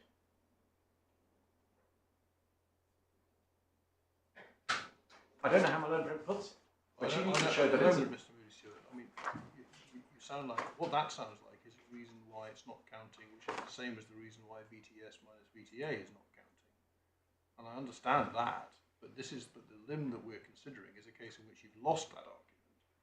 Well, Lord, if I lose that argument, and that is the assumption here, is that I've lost the VTS minus You say VTA. there's an extra point, and that's the bit I don't understand. I do, and I'm not going to take a huge amount of time on it, but it is an extra point, because if I lose on VTS minus VTA, it's because of the specific nature of VTS and VTA, and how they are mathematically expressed in that limb, and indeed of J, and that they can be rearranged in the specific way the learned friend relies upon it, Mr. Bowie-Law gave evidence of. And that does not apply when you have a more generalized description with no logic underlying, which is what is going on with K. It just says take the sum of these things. That doesn't require there to be a counter going out of data. It's assess what is in your buffer. That's the point, Lord. It may be no more than that, and I'm acutely aware that I promised to finish my 12:30, and I have other things to say. But I mean, it is an important point when we say that even if I've lost on everything, this is my final bunker to which I retire, and the question is whether I come out of it alive or not. But I fear that in my submission, it's not enough, my learned friend, just to say the same logic applies to K as to J. The judge can say that because it's a negative point. No, I understand that. And she doesn't get home just by saying the flip side. Well, particularly bearing in mind the case is not one of disclosure, but an inevitable result. My lord, yes.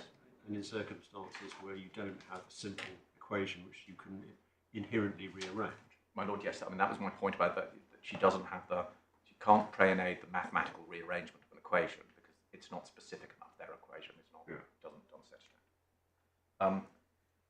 set it out.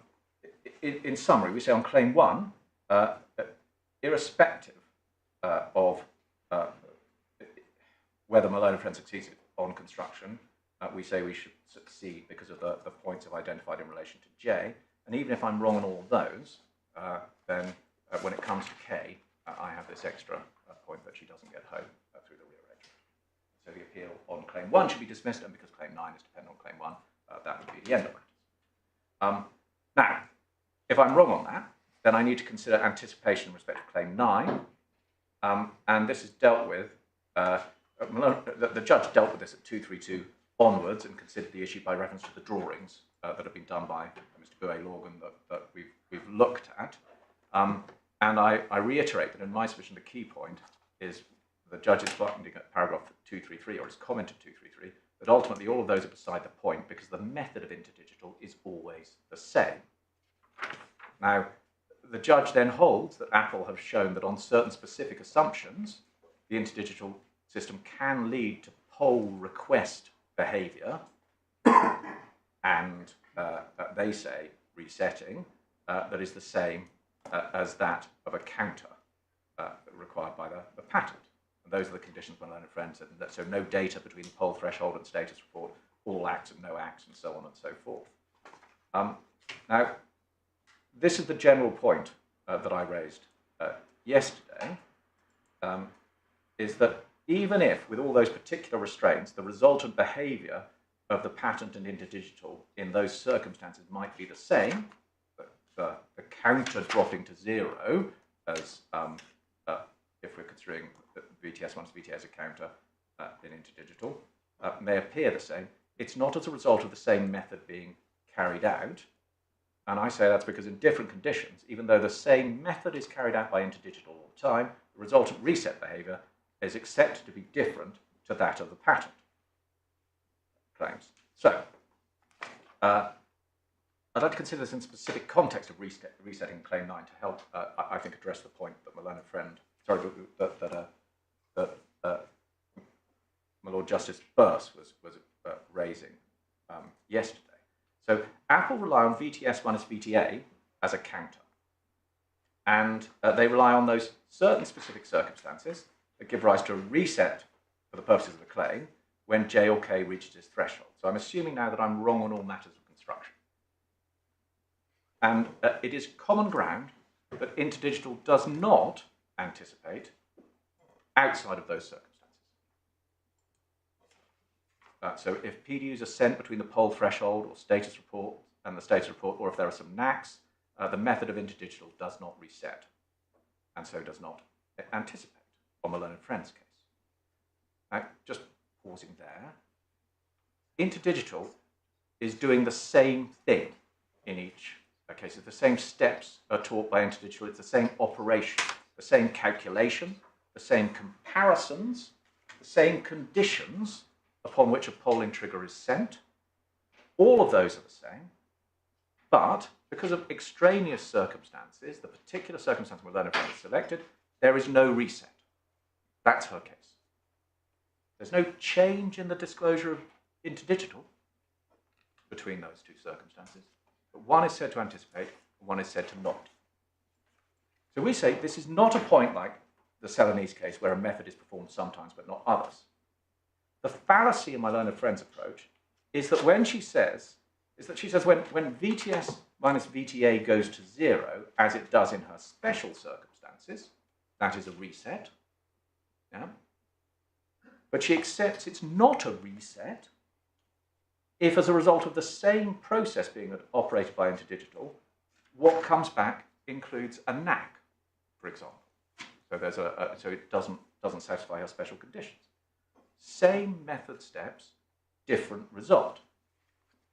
So the reset, if reset is construed in the way that she says, so without a distinct intervention, a reassignment to an initial value, if it's a part of the operation of what she's identified as the counter, then all the same method steps are being carried out, but in some circumstances it works, it anticipates, and others it doesn't.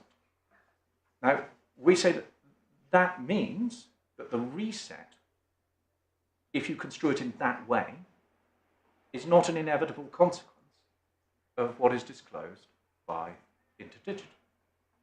It's not a necessary consequence of the method being carried out. So it's similar to the way in which my Lord or Justice Arnold put it when talking about necessity. And it's supported, I think we can look at the well-known passages in Synthon on this point. So if you turn up Joint Authorities, tab 5, page 145. I'd like to look at these in the context specifically of the circumstances relied on by my learned friend of operating interdigital in specific circumstances, which gives rise to something that is said to be a reset, but in other circumstances, she accepts there is no reset. So Merrill took on. That's good. I'm in the wrong. Yeah, simple. J145, the law.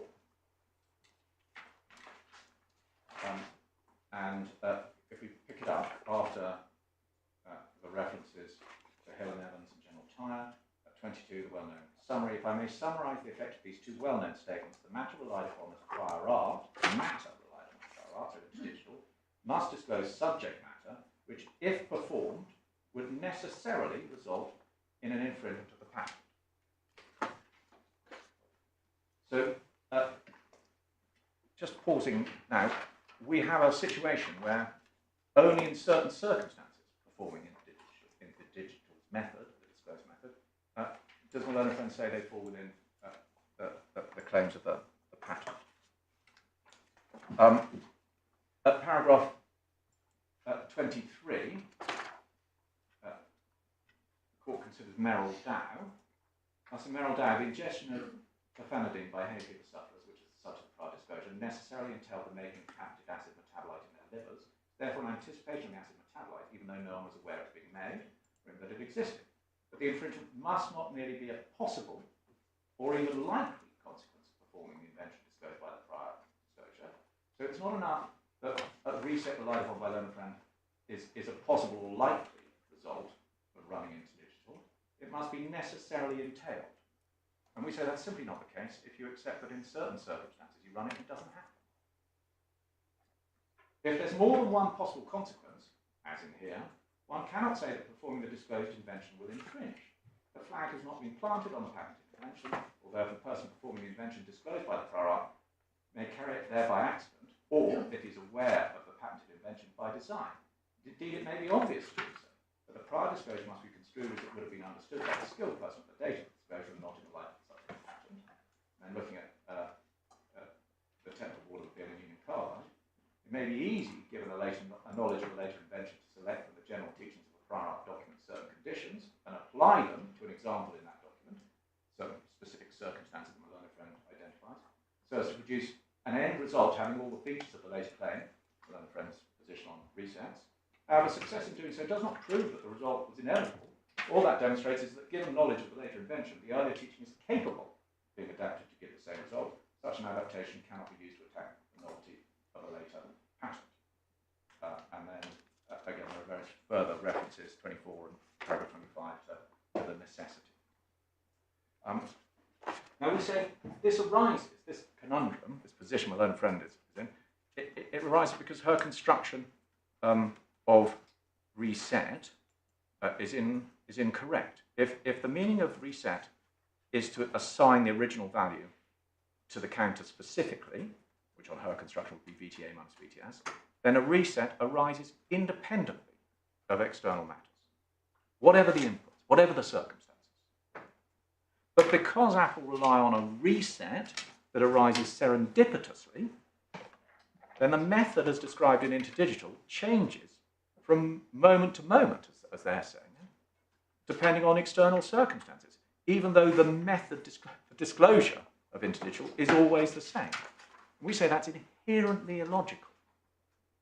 And that's why I keep banging on about if you have the same method and you put in the same inputs, a method that is said to anticipate a patent method claim, if you put the same inputs, you must always get the same inputs as you would from a patent.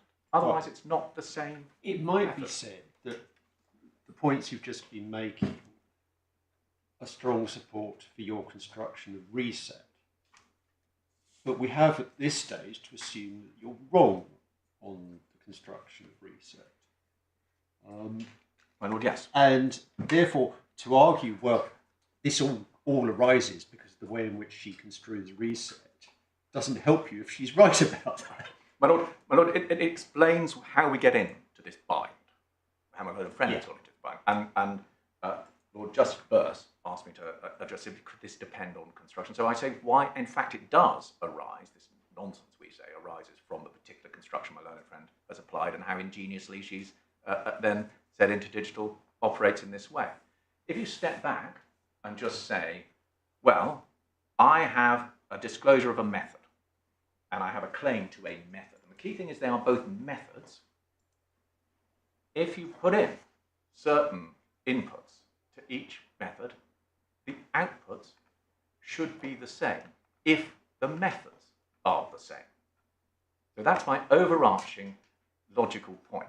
Now, my learned friend says construe it in this way, and therefore Interdigital, and we find ourselves in the area where Interdigital is alleged by her to anticipate sometimes. And I say it doesn't anticipate because it's not disclosing even if you have a counter that has what she says the meaning of counter should be, and reset has the meaning it says, interdigital doesn't disclose that because it doesn't disclose a method that always comes out to the same result. I'm at risk, I'm sorry to say, of repeating myself on this, but I think we've got that point.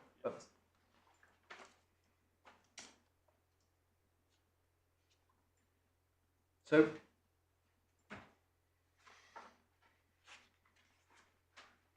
now, on that basis, Apple, in their skeleton argument on this point, so the judge was wrong to consider circumstances, the circumstances where it's common ground that interdigital would not anticipate. But in my submission, it was absolutely right for the judge to consider that, and it ties in with the judge's finding of the approach he was taking, which was to say that all of this stuff from Boulog about Mr. Boulog about how in specific circumstances the outputs might be the same, he said, were beside the point, because the method in interdigital is always the same. And he's considering anticipation of a method claim by disclosure of a method.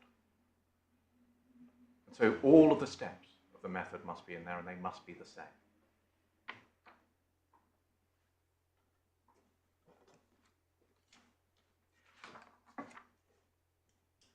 So on that basis, we say that Apple's case in relation to anticipation by interdigital is fundamentally flawed because interdigital does not anticipate all the time it would have. The only other point that I make on anticipation is that assume against me in relation to interdigital that and this is a specific set of circumstances, but assume that the judge was right on the construction of VTS minus VTA, the judge was right on what a counter is, but wrong on VTS minus VTA. Sorry, the judge was right on what a reset was, but not on VTS minus VTA or when. Okay, so this is my learned friend's point, where she says that on the judge's construction of reset, they still win on anticipation by interdigital because they say, this is the point I addressed you on earlier, that VTS minus VTA is a counter some of the time, but when it's adjusted in order to give rise to what they say is the reset, it's not acting as a counter. Yeah? So that's her submission.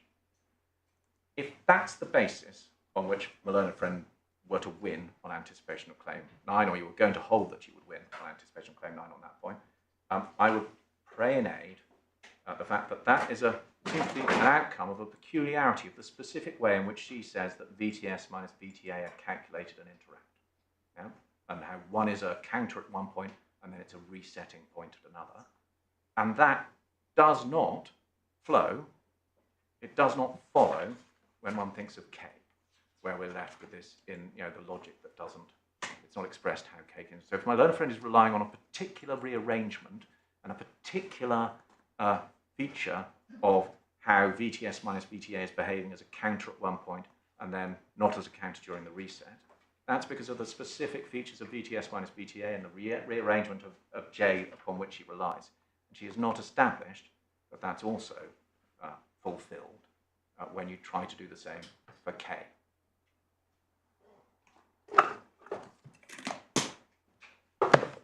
My lords, on that perhaps not particularly thunderous endpoint, but the final sort of rump of a series of alternatives, those are my submissions. In my submission, the judge's decision is correct. My learned friend's appeal should be dismissed, unless there are any questions you have further. No, thank you. Yes. My lords, a few points in reply. Just a first point briefly in response to my Lord Justice Phillips' question about the language versions of the claims and whether or not they're relevant. In our submission, the other language versions are not relevant. and that's due to the operation of Section 81 of the Patents Act. And that basically explains that the language, the authentic language that you use in domestic proceedings, is the language that the patent application was made in and that the proceedings were conducted in before the EPO. And in this case, that language was English, and therefore one should only look at the English language version. Coming back to a point that my Lord Justice Birss made yesterday about Claims 6 and 9 and the interrelationship, which I understood that my learned friend tried to pick up and run with, I do want to come back to that because, as discussed yesterday, I didn't have an immediate answer to it. But in my submission, there is a difference between Claim 9 and Claim 6 as dependent upon Claim 1, and that is that Claim 6 as dependent upon Claim 1 simply adds in the resetting steps to the method of Claim 1, but it doesn't tell you when those resetting steps are to be performed. And so it's different because the reset from Claim 9, because the reset could be at any time, and that doesn't just mean any time thereafter, it means that the reset could be before or after the threshold is reached of either trigger, could be, for example, right at the beginning. All that Claim 6 does is add in the resetting step. It doesn't give you the single mechanism of Claim 9. And so, in contrast, Claim 9 tells you when, in relation to the first counter and the second counter reaching the threshold, the step of resetting is performed. But on your construction, when means if.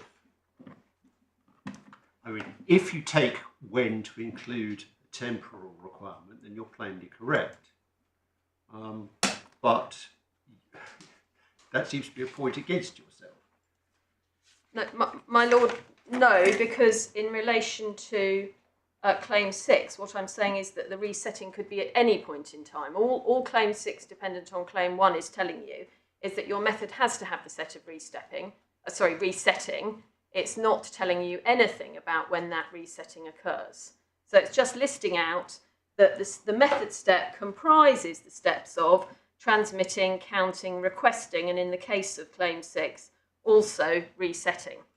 But it doesn't tell you when to do resetting, in the broadest meaning of the word when there, which Claim 9 does tell you, because it tells you the event that has to occur before you do the resetting. So we say that those claims are not coterminous, even on the broader interpretation. Just to clarify the point you're making, what you're saying is that in Claim 6, it will cover resetting otherwise than as a consequence of. Yes. I can see as a matter of language how you reach that result, but how does that make any technical sense? Well, my Lord, because otherwise Claim 1 on its own, one might say, doesn't have much technical sense because it doesn't refer to resetting at all. And so all claim, and no doubt that's because the patentee wanted it to be as broad as possible. And all Claim 6 is telling you is, well, we're going to add in a resetting step here, which is a logical thing to do.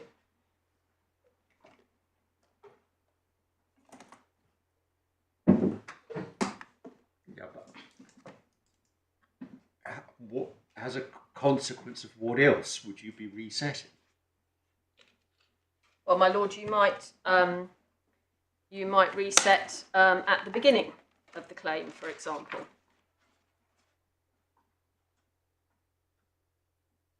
Before you start your counting.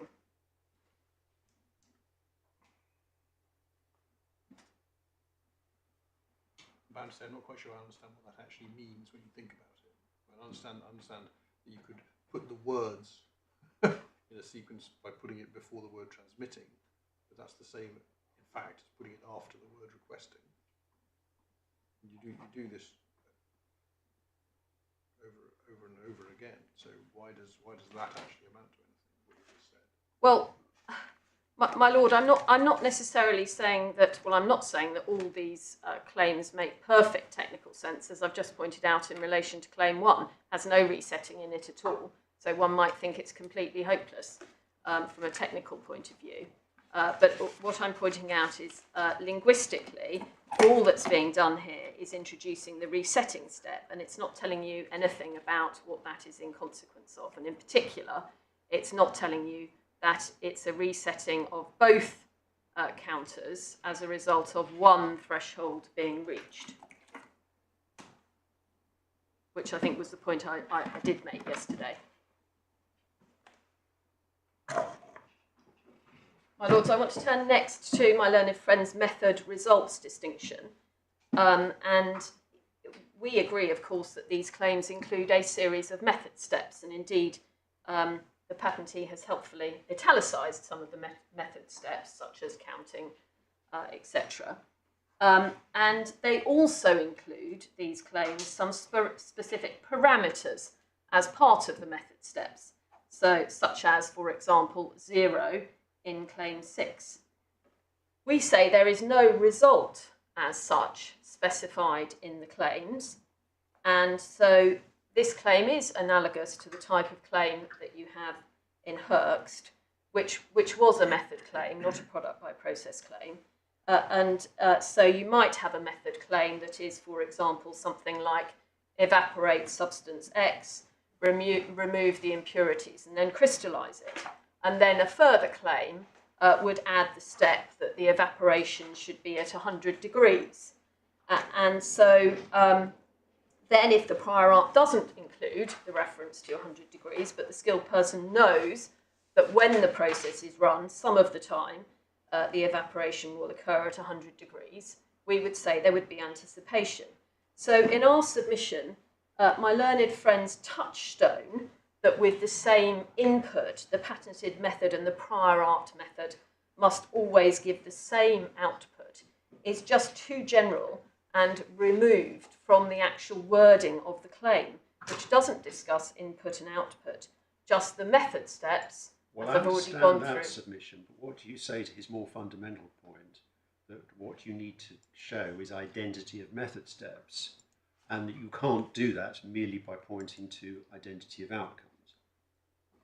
My Lords, I'm going to come to the method steps, and we say we can show identity of method steps because we can show each of the method step elements, and it's so counting, requesting a status report, etc. And I'm going to. Your whole argument is driven by the outcome. You say, look, we have the same outcome in these very specific circumstances. Ergo, it follows that we have the same method. Well, my Lord, with respect, that's not right. Our argument is driven by the fact that you have the same method step. So we say you have the method step of counting.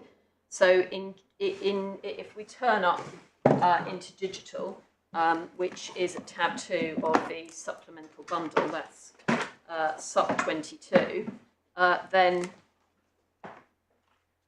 my Lords can see that this has the method step of counting in relation to J, because the counter is, or the counting is done by VTS minus VTA, and the same with K.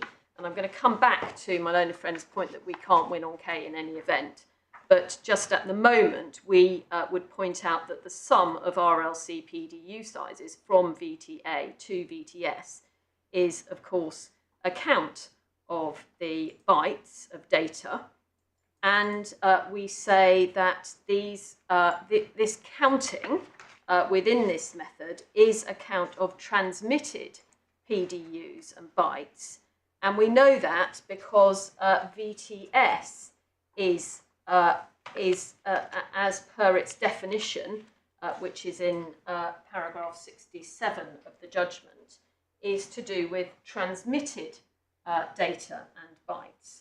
There is so we say that we have counting of transmitted data and bytes. We have requesting a status report. I mean, there can be no doubt, and it's part of the skilled person's CGK, that you request a status report in a window-based mechanism. That's the whole point of a poll trigger. When do you do that requesting? you do it when you meet a threshold. And the threshold, as set out in this document, is given in terms of poll window, and you make the comparison on the face of this version of the equation with poll window, but the skilled person understands that that equation can be rearranged. And so it depends, and the skilled person knows that as a matter of their common general knowledge, it depends on the count. And I would remind my lords of the classic statement in Merrill Dow that you don't necessarily have to have equivalence of language. And indeed, the judge himself found at first instance in paragraph 150 of the judgment, where he recited the relevant law on anticipation, that Apple reminded me of this is core 114 in the judgment. Apple reminded me of the decision of the House of Lords in Merrill Dow that an anticipating piece of prior art does not have to have equivalence of language, but of teaching, so that Amazonian Indians would refer to quinine as that which came from cinchona bark, whilst chemists used its chemical name. I agree with this, and I also agree that rearranging a mathematical equation may do no more than to describe the same thing in a different way. And so we say... Note the judge's use of the word may. Yes, absolutely. But we say it does. He goes on to say that in this case, it doesn't. Well, my lord, that's not how...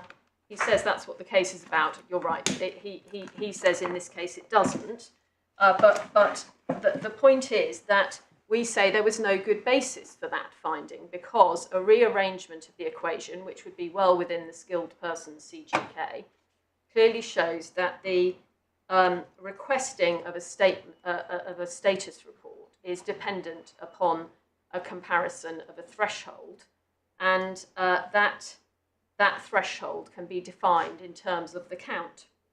Ms. Lane, just to, I'm sorry to take you back a little, but forgive me, but you did say, you said there was no output or no result in these methods. I just wanted to put to you that one way of looking at it is that there is. So claim 1, for example, the result or output is that you send a status report when certain criteria are satisfied. That is. It's not an abuse of language to describe that as the result or what's supposed to happen when you perform the method. The same goes in claim 9. The result is that, because that's claim 1 and claim 9 together, the status report happening in certain circumstances, and also a reset happening in certain circumstances. It's not unreal to regard those as results or outputs, is it? Well, my lords, they could be described as results or outputs. They could be described as steps in the method. But the point is that there is the result or step in the method of comparing with or requesting a status report when the counted number of transmitted data bytes exceeds or equals, because that is what happens, as I've just explained, if you rearrange the equation into digital. So we say that perhaps the terminology that you apply to it doesn't matter, because at the end of the day, stepping back, what you're doing in the usual way in a patent case is saying, does this method fall within the steps of the claim? And it doesn't have to do it every single time it's performed. Well, let me put to you why it does, because what the claim is saying is that the result has to happen if the logic is satisfied. And you can't answer that question by looking at one circumstance, because unless you check that it always happens when the logic is satisfied, you don't know whether you're doing what's required. And what the difficulty that you face, at least one way of looking at it, is that although you can show that you do get the right behaviour in some circumstances, which is your point, you also don't get the right behaviour in some circumstances, which is the point that's been put against you to show why you're not running the method in the claim, because in fact you don't reset, for example, when those conditions are satisfied in certain circumstances. That's the whole reason we're here. Well, that's precisely what was going on in Hurst. And I do commend to my lords to reread the head note and the judgment in that case, because that was a method claim where some of the time the method steps were met and some of the time they weren't. And so we say that is exactly what is going on here. But isn't that the difference between historical fact and inevitability of a disclosure? Well, in my submission, it's not, because the question is what is necessarily entailed, and it is necessarily entailed. Well, you don't need to ask what's necessarily entailed when you're dealing with infringement, because it's a historical fact as to what did or did not happen. Well, you have to ask, in both cases, infringement and novelty, whether it falls within the scope of the claims. And you have to ask yourself whether it is necessarily entailed. And in my submission, that question doesn't mean necessarily entailed to happen all of the time, because otherwise, in my example about evaporation at 100 degrees, even if the skilled person knew that the evaporation would occur at 100 degrees some of the time, from the way something was described in the prior art, then it could be said, well, that's not an anticipation, because it's not always going to happen at 100 degrees. And in my submission, that would be wrong, and it would lead to the law of infringement and novelty being inconsistent, and that is not that's not something which the case law, and in particular Smith-Kline Beecham, says is the right approach. That's the difference between Hurst and the present case is that the claim in Hurst didn't contain within it a conditional logic criterion. What the claim in Hurst has got it up as paragraph 17 of the judgment, at least I guess it is. Yes, that's the claim, yeah. A process for producing acetic acid, translating the gibberish. A process of producing acetic acid, characterised in that there are maintained in the reaction medium the course of reaction, and then it's water with certain percentage and effective amounts of catalyst and various other things. That's what it is. That's all it is. There's nothing in it like the terms of the claims in this case, which contain within them as features, if X happens, then you must do Y. That's not in this claim, but it is in the claim in the patent that we're dealing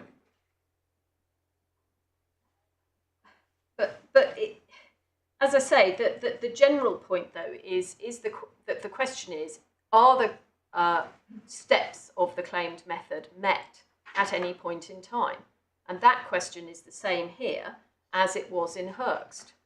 Yeah, but it's not inevitable when you run, as my lord puts it, when you run your method, it's not inevitable that when the conditions are satisfied, the result will follow. Whereas it is inevitable that when the conditions are satisfied, when you run the, we know, as my lord said, looking back in the past, we know that there were times when the reaction conditions were present. Well, we know they were making acetic acid, so there's no problem about the result because they were making acetic acid. Well, my lords, we also know in our case that when you run into digital, and as discussed yesterday, we know you're going to be running it for long periods of time because that's part of the CGK of the skilled person. Some of the time, it is going to be running in a way which satisfies all the elements and integers of the claim. Can I put the point in a slightly different way? If you had a prior use of interdigital, then you could say there was a precise analogy with Hurst, because you could say interdigital was put into practice before the priority date. It was done, it's a historical fact, the fact that it was only came within the claim on some days and not others, completely immaterial. But you're not running a case of prior use of it interdigital, and that's why the analogy breaks down. It's a paper proposal to do something. And when it's a paper proposal, that's why you have to show that infringement is necessarily going to occur. Well, in my submission, it would be wrong in principle for there to be such a stark distinction in the end result on anticipation between what my lord has described there as a prior use and what is set out in interdigital, when we know that the skilled person reading interdigital is going to understand exactly how it works and that it's going to include these method steps which fall within the scope of the claim.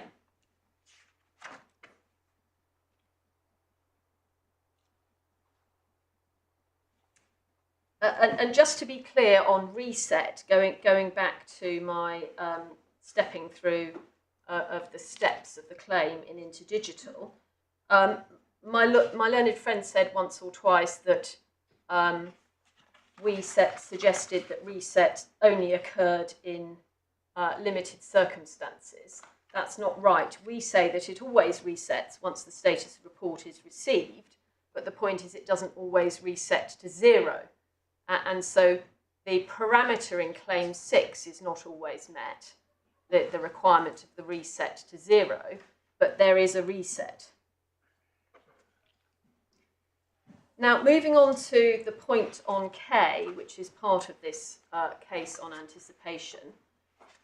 As I've already explained, K, i.e. the sum of the PDU sizes, as it is expressed in Interdigital, in fact, the sum of the PDU sizes from VTA to VTS is clearly a count of the bytes. And so we say my learned friend's point is simply bad on the facts. But we also say that the point that my learned friend is trying to take now, which is that we lose even if we win on everything else, is a point that if he wanted to raise it, he should have put in a respondent's notice. It's not even foreshadowed in his skeleton argument. And had he put in a respondent's notice, then we could have put into the bundle the evidence of Mr. Buela Org in para 239B of his first report. And that showed the rearrangement of the K equation. My lords will recall that the judgment sets out the rearrangement of the J equation from Mr. Buela Org's evidence at paragraph 222. And there's a reference to paragraph 239 of his first report. This is core 125. His first report at paragraph 239B set out a rearrangement of K as well. And so we say it simply wouldn't be appropriate in the absence of a respondent's notice to allow my learned friend to run this point. And certainly if my learned friend is to be allowed to run it, then we should have the opportunity of at least providing a copy of that evidence to my lords. I mean, we say it's a bad point anyway, because there is clearly a count. And what the judge said at paragraph 228, that the same logic applies to the K equation for bytes as it does to the J equation, is just as valid a point on my construction or on our construction as it is on the judge's construction. Well, without in any way preempting your point about the absence of a respondent's notice, which we'll obviously need to consider, could you let us have a copy of that paragraph of the expert report? Yes, we'll do that. So that we can consider it de penese. Yes. Now, my learned friend made some points on paragraphs 8 to 10 of the patent, and I do hesitate to go back there, but I'm going to give it a very quick go. I don't have many more points. Because in my submission, the points he made on the meaning of those paragraphs were incorrect.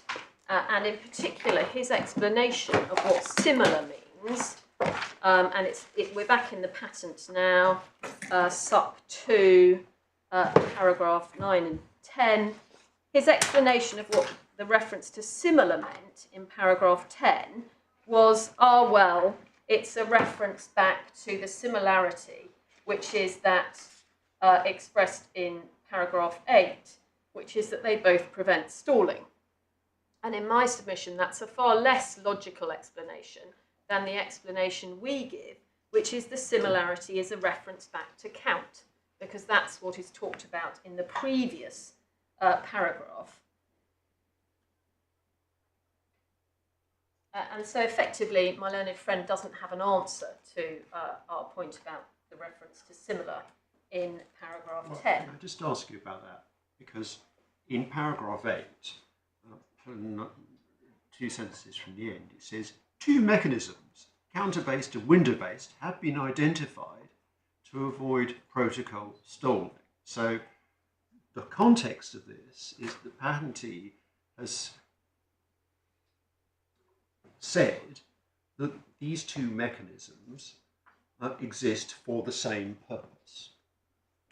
So why is it illogical to say that they are therefore similar, because they are existing for the same purpose? Well, my lord, in my submission, that is part of the general introduction, and the comparison is the one set up in paragraph 10, where it, in my submission, more logically is referring back to the previous paragraph, because it is that essentially because that's the one immediately before it, and the difference that then is referred to is clearly referring back to the previous paragraph. And so the more logical reading is that similar refers to counting or counts.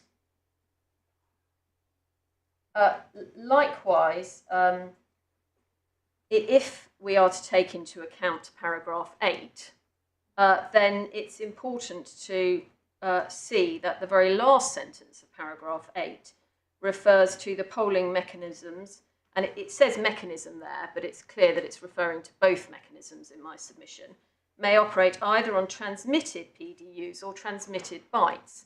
So my learned friend has got this big point, which is transmitted, that we know from that it must be a counter-based mechanism, but in fact the patentee is there using the term transmitted PDUs and transmitted bytes in relation to both the window-based mechanism and the counter-based mechanism. My learned friend also has a point. Sorry, go on. You. No, I'm anxious to answer if my lord has All right. questions. Well, I've interrupted you now. I'm sorry. Might it not be perhaps all a bit simpler than that? That what's similar about the two methods is that they operate by evaluating PDUs and bytes, because that's the counter-based mechanism counts the amount of transmitted PDUs and bytes. The window-based mechanism, what it actually does is evaluates transmitted PDUs and bytes, but also the received PDUs and bytes. They both do that, and that's why they're similar. It doesn't mean that that this is a warrant for trying to shoehorn the word count, which appears in 9, into 10. My lord, why does that follow? Even if you're right that the similarity is to do with the way they work, in that they are evaluating or keeping an eye on, or some other general language, PDUs and bytes. well, my lord, there are various possible interpretations of these paragraphs, and it is hard to come up with a definitive answer, but certainly if we're going to take into account what is in paragraph 8, then the fact that, as I've just said, both mechanisms operate on transmitted PDUs and transmitted bytes is, in my submission, not helpful to my learned friend's submissions, where he says the reason you know that it must be counter-based is because you see the words transmitted data bytes and transmitted data units, and that tells you it must be counter-based, whereas this is making clear that they operate, as my lord just said, on both of them operate on transmitted PDUs and transmitted bytes. And the other point that my learned friend makes a lot of is the word outstanding. He says that somehow the fact that outstanding is in paragraph 10 tells you that something different is going on. But in fact, outstanding is also a term which is used in paragraph 8 perfectly generally, because it says a properly designed polling procedure can be used to limit the number of outstanding transmitted but not acknowledged PDUs and bytes, and to avoid stalling situations. So again, outstanding isn't indicating a window-based mechanism because it's in the general paragraph about both. So all of these things are suggesting to the skilled person that there are a lot of similarities between a window-based mechanism and a counter-based mechanism, and that's obviously an important part of the context in which the patent must be construed. Now, didn't you read that the similarity is identified to some extent by the identification of the difference? And it seems to me the similarity is that they both involve polling mechanisms. by transmitting a poll. So the Windows-based mechanism is similar, but transmits the poll only when. So they're both similar because they transmit polls, and the difference is as to when you transmit the poll. Well, in my submission, it's saying more than that, because all polling mechanisms transmit a poll. So that wouldn't be telling the skilled reader very much. In my submission, it's telling the skilled reader something more about the similarity between these two. And as I say, my primary submission is it's telling the skilled reader that the similarity is counting. It's also telling the skilled reader, because of the reference in paragraph 8 to transmitted PDUs and transmitted bytes, that they both operate on that. Now, my other point, of course, on construction is purpose. And in my submission, my learned friend simply didn't have an answer to this because his only answer was to say, oh, well, but you look at the purpose by saying the purpose is to prevent stalling or superfluous polling when counting transmitted data bytes and data units. So in other words, what he did in a wonderful sleight of hand was to just bring back in the claim wording. And so he wasn't answering the point about purpose at all. Just a couple more points on resetting and when. My learned friend, in the course of his submissions on resetting, complained about the purpose that we had referred to in our skeleton argument of tracking usage. And he said that purpose can't be right because counts do not track usage. In my submission, that point simply isn't right, and I hope, illustrate that by a simple example, which is I think of my gas meter, which no doubt is racking up many units at the moment, and that is, of course, counting the number of units, and it's keeping track of my gas usage. So keeping track of usage is also counting, and vice versa. In relation to when, I've probably made this point already, I'm sure I have, but it's the point about superfluous polling, and we say that even if you give it the slightly wider reading, which allows an intervening step to occur, that is the sending of the status report, it is still going to avoid superfluous polling. And we do say avoid in itself doesn't necessarily mean completely eliminate. It can mean reduce.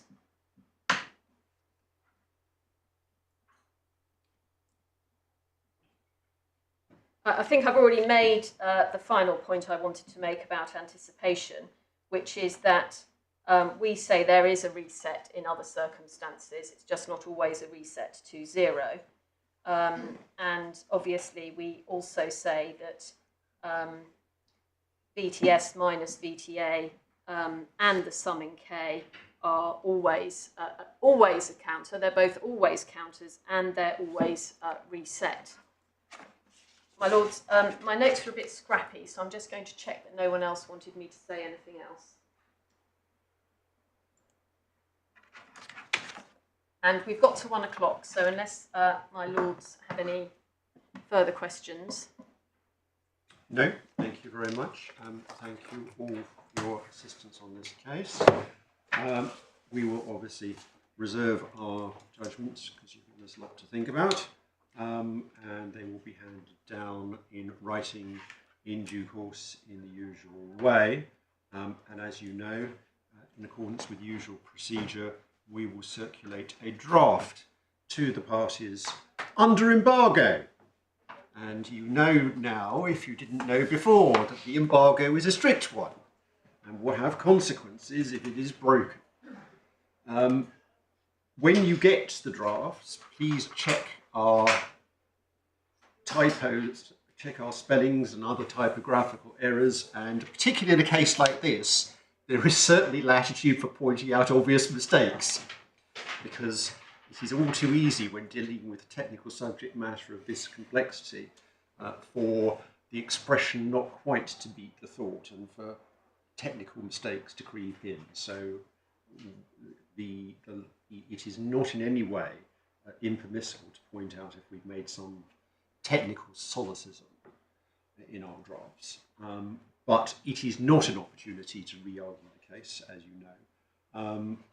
In addition to providing us with corrections to the obvious mistakes, please see if you can agree a consequential order.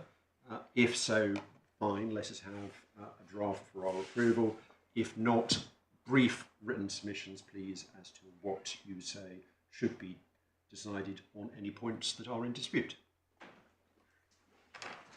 Authorised.